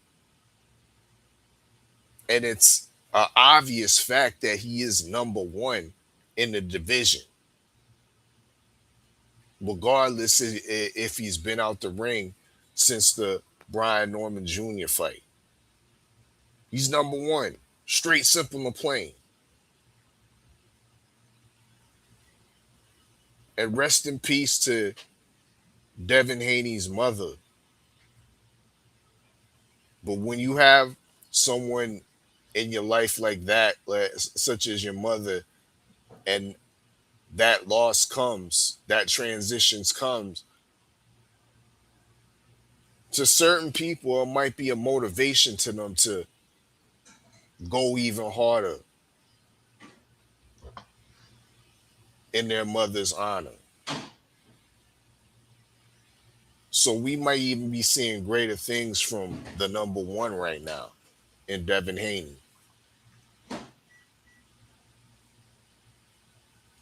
Okay. I like that. Okay. Mac, I'm gonna slide. I'm gonna slide over to you, my boy. Who do you think has the best resume right now at 147? Oh, you changed the question up for me.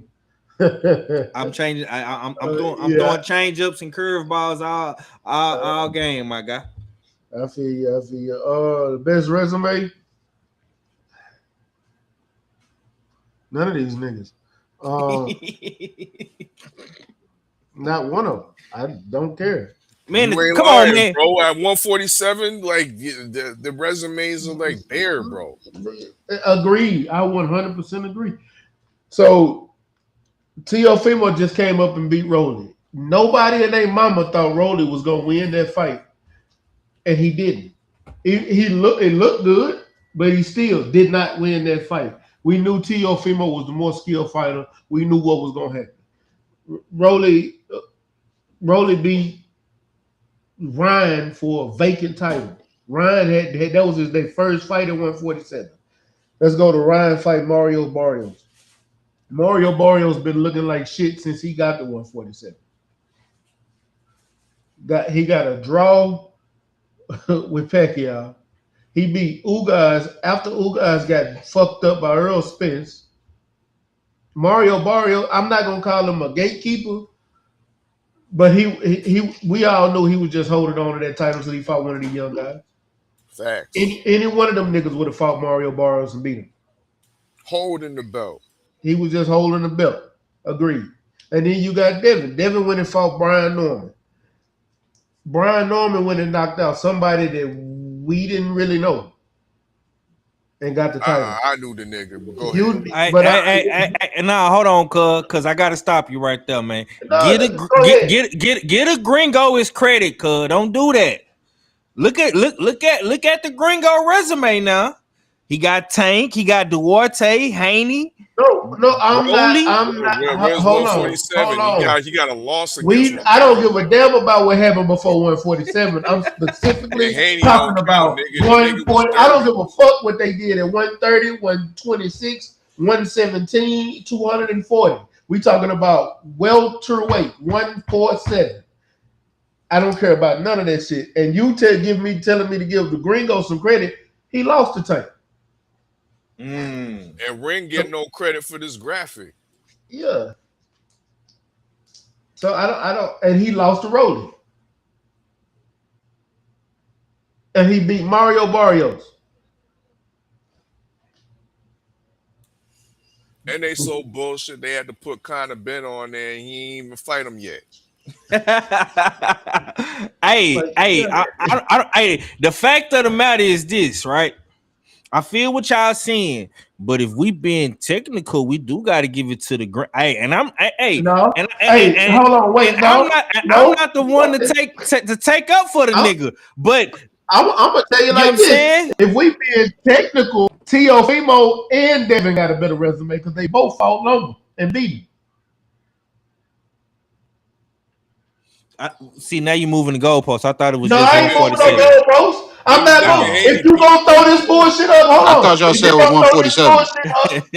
If you gonna throw this bullshit up and put two people that this nigga lost to on his resume, Teofimo and Devin Haney both beat Lomachenko. Teofimo was the first person to beat Josh Taylor.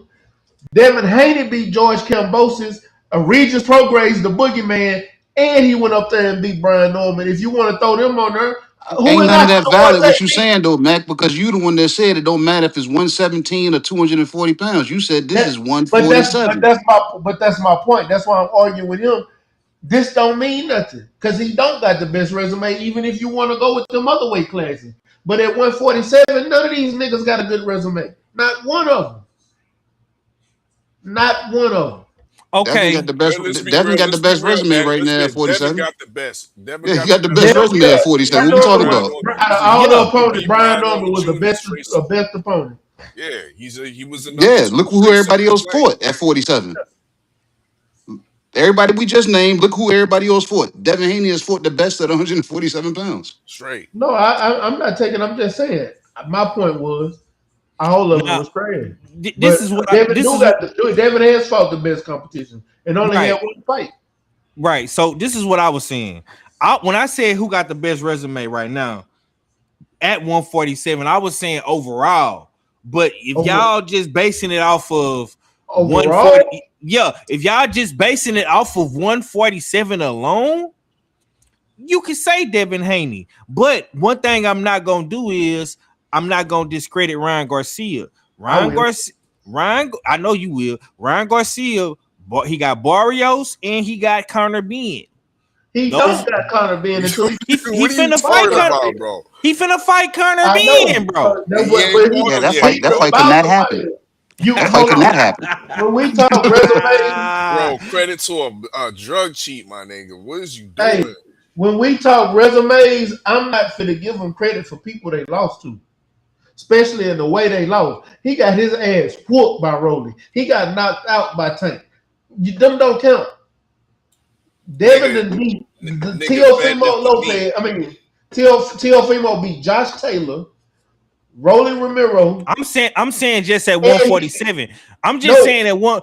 I'm just saying at 147, and the reason why I'm saying what I'm saying, bro, is because the man is already on his third fight at 147. That's all I'm saying, bro. He got Rolly, Barrios, and possibly Conor Ben. Bro. That's Slow all I'm down, saying, slow gang. down, That's slow all down, I'm slow down. he saying. got God damn. Barrios. He got He two lost to fights, my Rolly. nigga. 2 fights. He lost to Rolly Romero. Yes, Rolando, my nigga. He lost to Rolando. he Got lost. outboxed by Rolando. What is we Somebody who don't talking even about? throw a lot of punches. Period. Rolando, not Rolly. Yep. Yeah. Like Activity, you my can't. nigga. Activities. And you want to give this nigga credit, bro.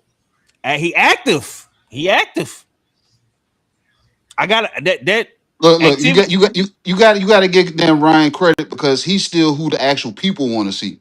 The people want to see that nigga. They keep putting that nigga on the stage and putting him in main events and putting him in our face. Right. They want to see him. So That's yeah, all that's all I'm saying. Now, now The overall, goalposts are being moved all of a sudden, bro. bro. No. Because we No. talking about resume, and now we talking about he's what the people want to see. Fuck all that. No. Hey, I We fell out talking with you when about you're right. resume, and the nigga's resume is ass. It's complete ass. I'm with you when you're right, all fella. Overall, look, this is what I'm gonna say, right? Overall, Devin Haney has the best name at 147. I'm not taking nothing away from that. I give Dev that all day, every day. But when you look at the body of work at 147, Ryan Garcia is on his third fight. He lost to Rolly. Cool. He bounced back in the Barrios fight, and now he got Conor Ben coming up. So what are we saying? The man is active, bro. So we just going straight on activity? We going on resume? Hold on. You asked me the question. Who has the best resume? You didn't ask me who's the most active fighter. You said who got the best resume, and I gave you my answer. Don't we base the resume off the names? The names of people they beat.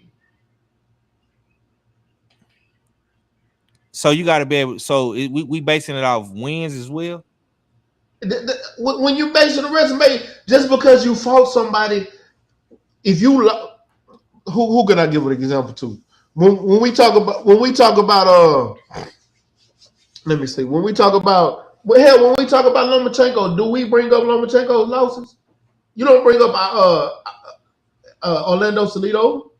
You don't bring up none of those. You don't bring up nobody that he lost to, because we still talk about the greatness of Lomachenko and the people that he beat.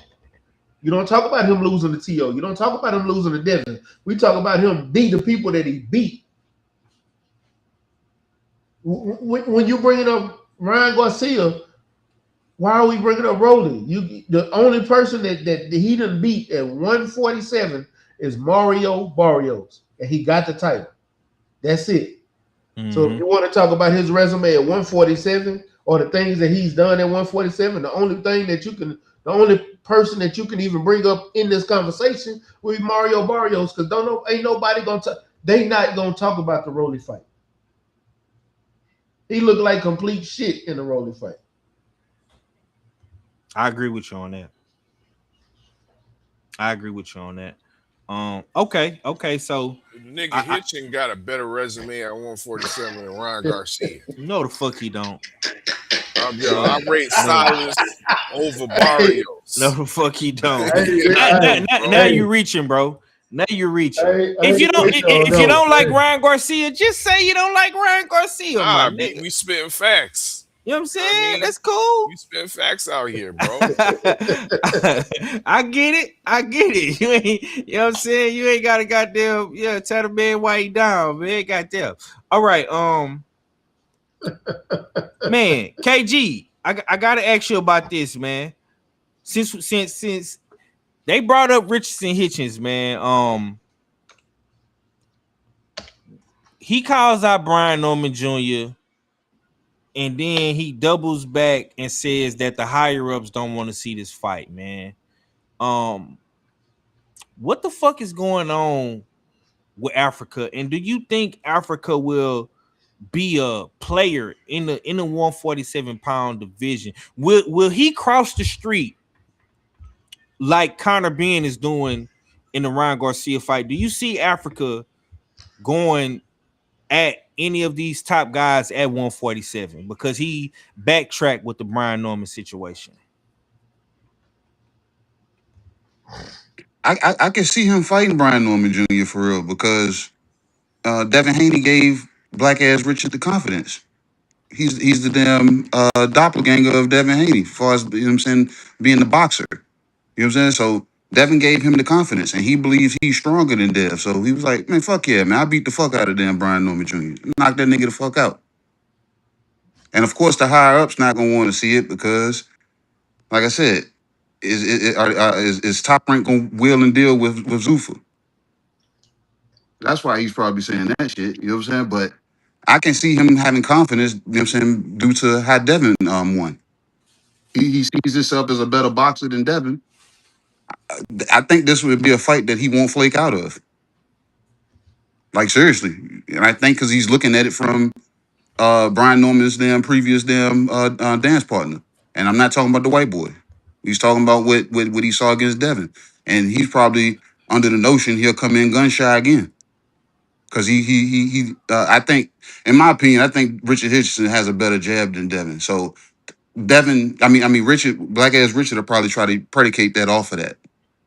So I don't think he's damn pump faking when it comes to that situation. I think he actually might want that kind of smoke because, like I said, Devin Haney gave him the damn confidence based off what he saw. This whole ass nigga ain't got no confidence, bro. Let's read the post. Let's read the post for the people. You say, you not it. The higher ups don't care to see me whoop you.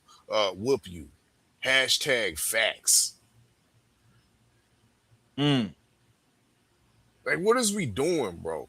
If Dana says so, I just want to say, I think it's hilarious that when you wasn't with Zuffa and you could make all these fights, you wasn't making none of them. Nigga, before you went to Zuffa, you done Oscar Duarte, nigga. Fuck we talking about out here in the streets. Fuck a Brian Norman, nigga. You had Oscar Duarte problems, nigga. You left. You know what I'm saying? 503 said, like to say, nigga took his ball and went home and said, I'm on. And you knew Zuffa only do Zuffa shit, yet here you are talking about niggas that not with Zuffa. Shut your ass up. I mean, what the fuck is we talking about? Of course they're not gonna make fight. You do enough money, nigga.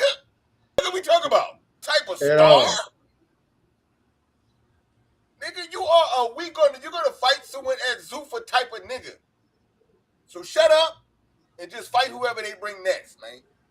Okay, Red. Stay on the mic, Red. You coming in with the hardest, hottest takes, man. I gotta ask you about this, gang. Tank Davis went completely left, disrespected Dev's mother. Now the Haneys are reporting they want to get it back in blood. They want to put this guy in the freezer. When is it ever cool to disrespect dead people? Now I know, and I'm asking you this because you come from the battle rap culture, and I know guys in battle rap like to talk about shooting shit and killing shit and dead people and all that stuff. But when was it ever cool in boxing to talk about the dead now? Because we know, you know, they talk shit about each other's moms, and you know, Haney said this about Tank, and Tank said this, and Bill said whatever about the Norman's mom, and Norman said whatever about the, you know, Bill's mom. So it's been a whole lot of crazy, disrespectful shit going on. When you see shit like this, with Tank and Haney. Do you think we are any closer to getting this fight? I know I've been missing for a long time. I know I have. Yeah. This the second show you did. This the second. This the second show I done seen where Devin Haney's been a topic, and the nigga ain't got no fight. Let you tell it. You tell me, cause if I did this type of shit, KG be on the nigga neck. You know what I'm saying? How many times you gonna bring up Devin Haney? But then nobody see you bring this a lot to not be. I'm just saying. Who said I wasn't a fan of Devin Haney? I'm just saying. Whoa, we talking about 147, bro. I'm just saying. Isn't he part of the topic? You bring this nigga up a Went lot. on in the news? You bring this nigga up a whole lot. You said like so do other channels. Do you talk about that? So do other channels. Did you just answer the question? Shit. I'm just saying, you bring this nigga up a lot. See, KG, and that's crazy. KG, would you just answer the question? But if it was me, if I'm on Devin Haney, I'm saying, because look, you talk about 147 pounds, and he brought up Devin Haney because he's hot topic right now because his mom just passed away. The man mom just passed away, so it's a hot topic. So he's like, bro, answer the question. Okay, before this, it was being brought up consistently. Come on, man, what we doing? Bro, you ain't about to do this move around shit with me on the panel, goddamn. You did that shit with Thomas and Deb. You did that shit with Thomas and Five. Answer the question, babe, so we can get on with this. I got to go to sleep. I'm trying to go to sleep. Me too. I'm over here doing homework. Hey, you on the Devin Haney count. Five is the host of this show. Answer the question. How many times Bray gonna bring up Devin Haney?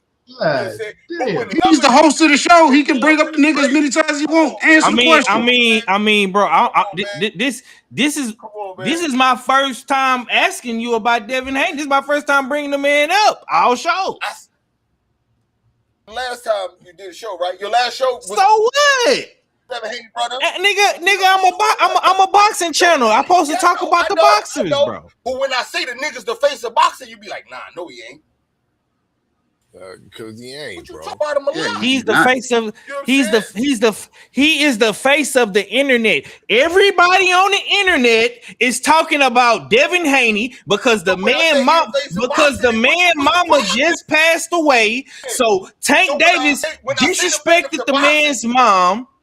They brought up the shit. I understand. I'm talking about, but if you understand it, then why you trying to? Why you trying to? You brought up Dev. This show you bringing up Dev. I mean, I'm saying, I thought I was the fanboy though. I thought I was the fanboy. Questions is oh my god, man! Just answer the question. Damn. You know what I'm saying? Red fan down. Red, you are the Devin Haney. Red, you are the Devin Haney fanboy of the usual suspects. That's why I asked you a Devin Haney question. Okay, so why did you? I'm trying to let you talk your shit. But I'm setting you up to talk your shit about Dev, bro. Why do you bring the nigga up more than me if I'm the fan?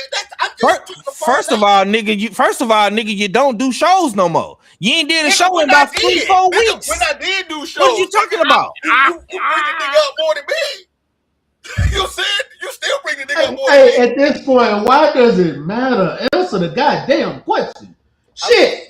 God damn it, it's a relevant topic. Answer the goddamn question. It's a relevant topic too. Damn. That's irrelevant. Come on, man. I'm trying to get a Devin Haney fan a Devin Haney question.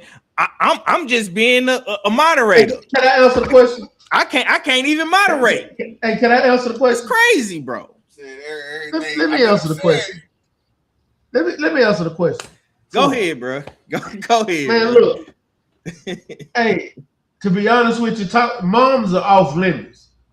Yeah. But when you say something about my mama and you start a beef with me and you the ops, everything is an open. It don't matter about nothing no more. I don't care. I don't like you.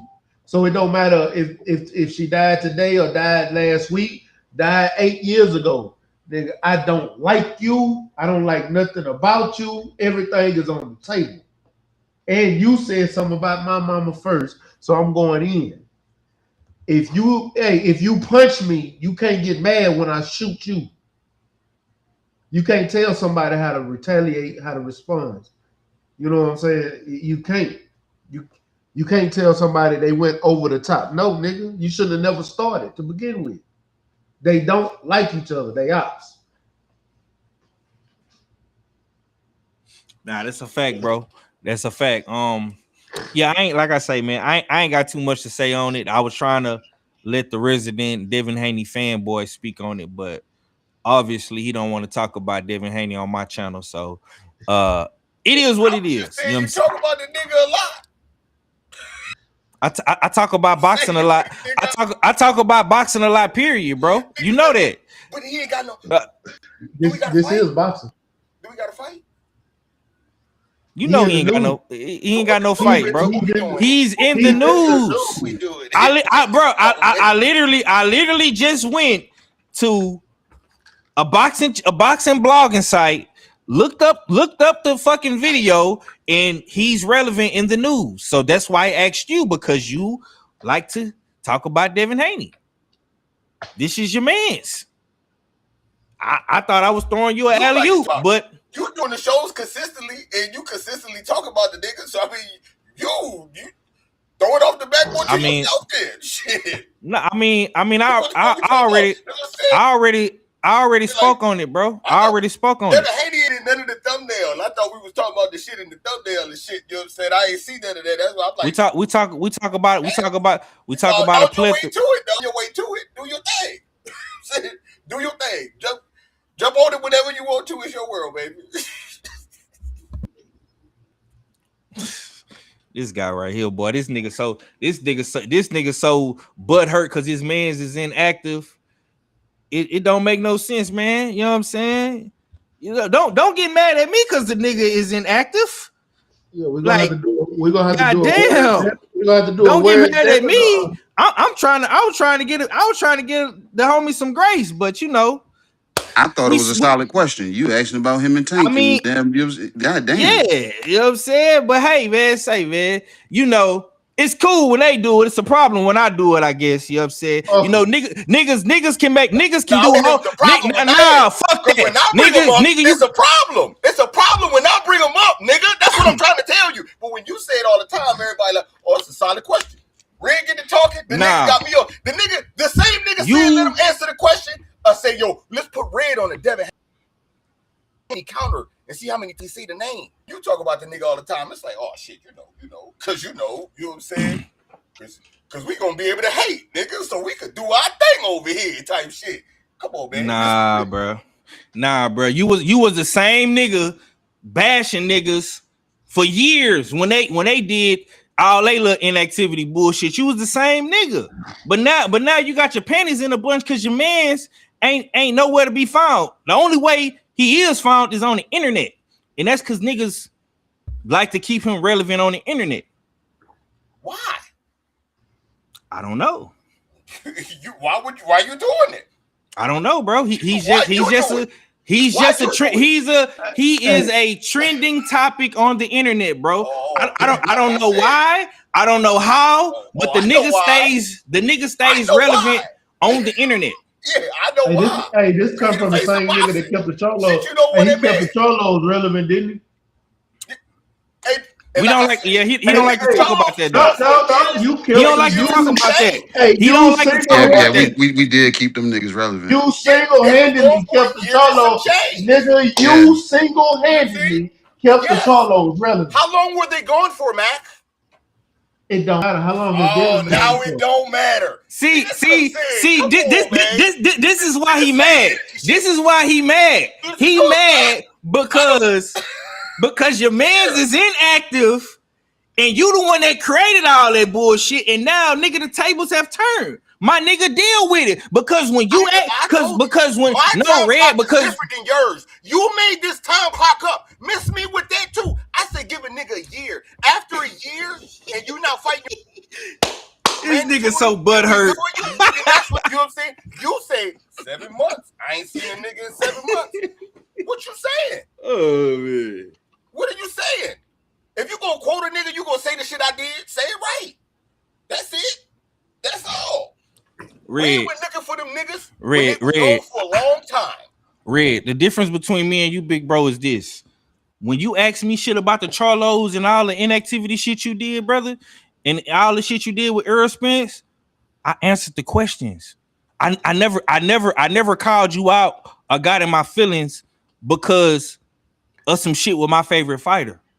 That's the difference, bro. How am I? And Earl Spence wasn't even a champion when because you didn't want to answer the question. You asked me about inactivity.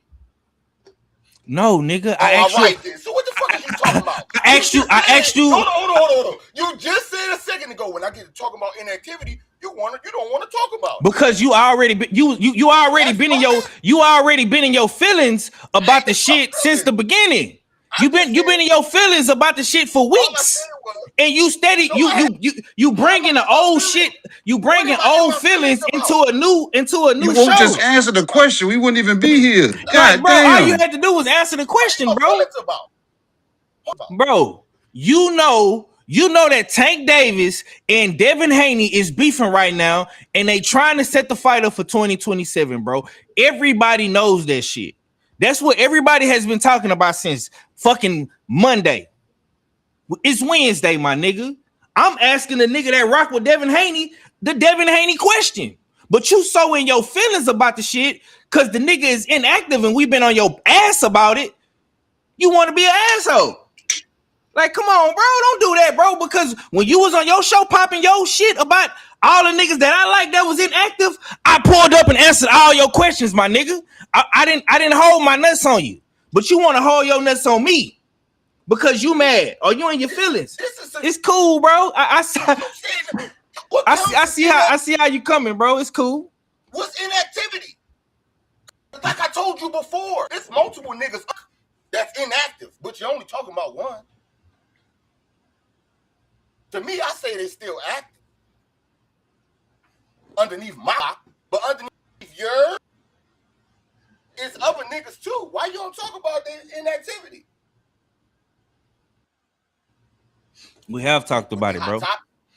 We have talked about it. It's a bunch of them.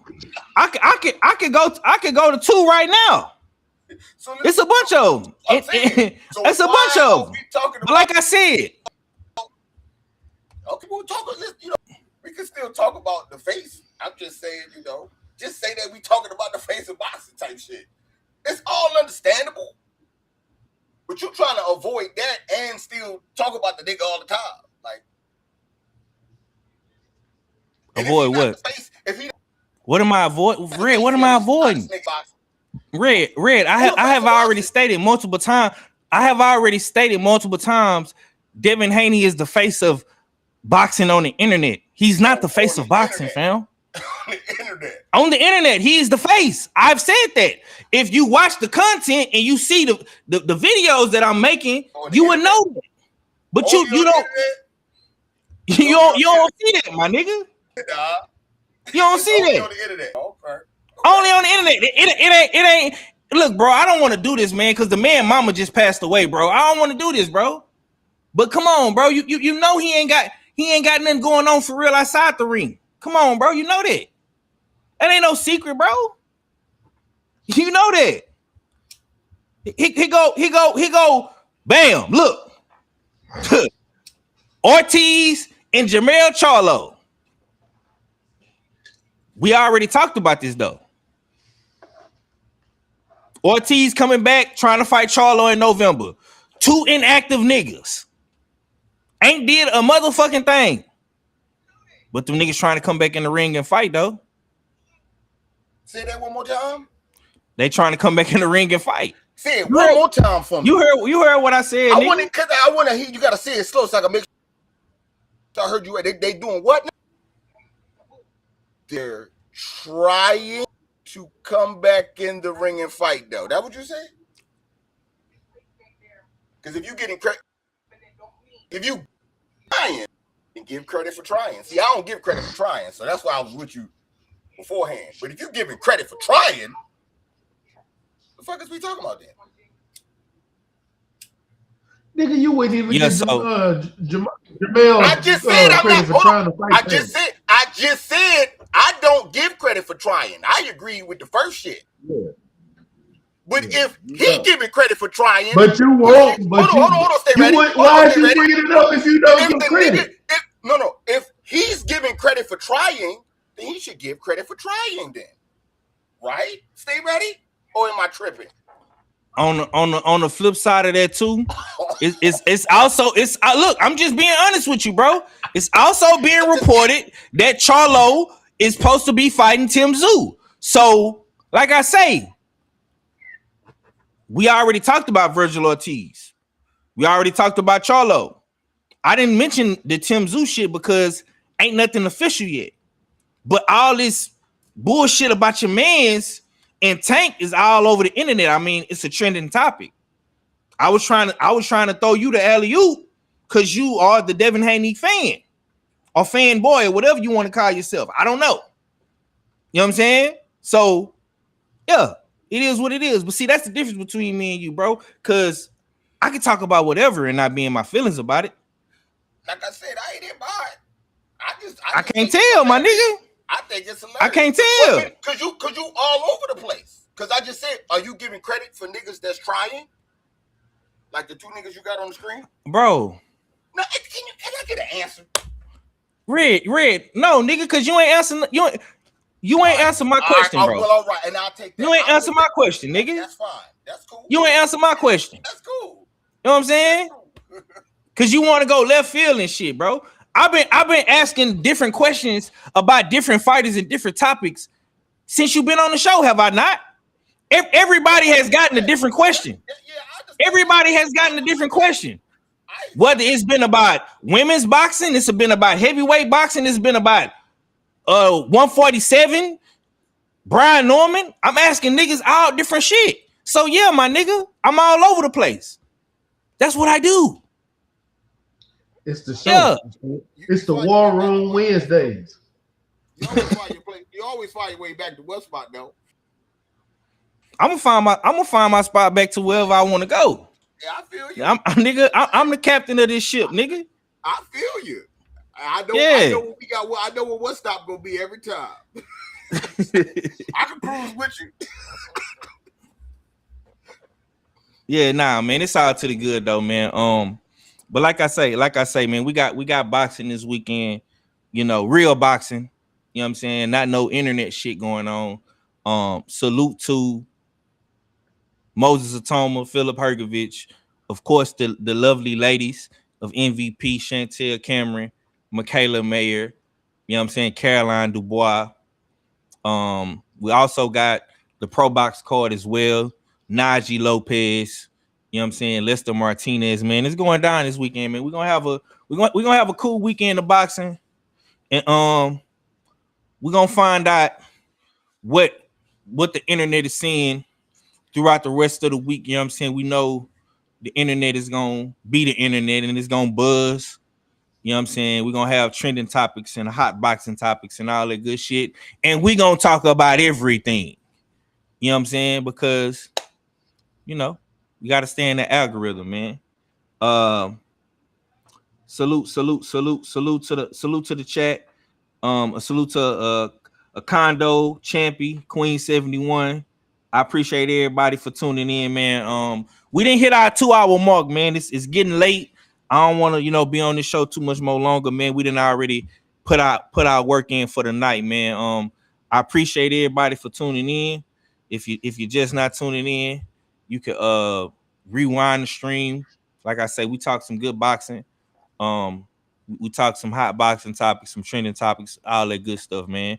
And if you don't watch the stream, you know, check out the clips. You know what I'm saying? We post clips all the time, the shorts and all that good stuff, man. Red, let me get some last words from you, bro.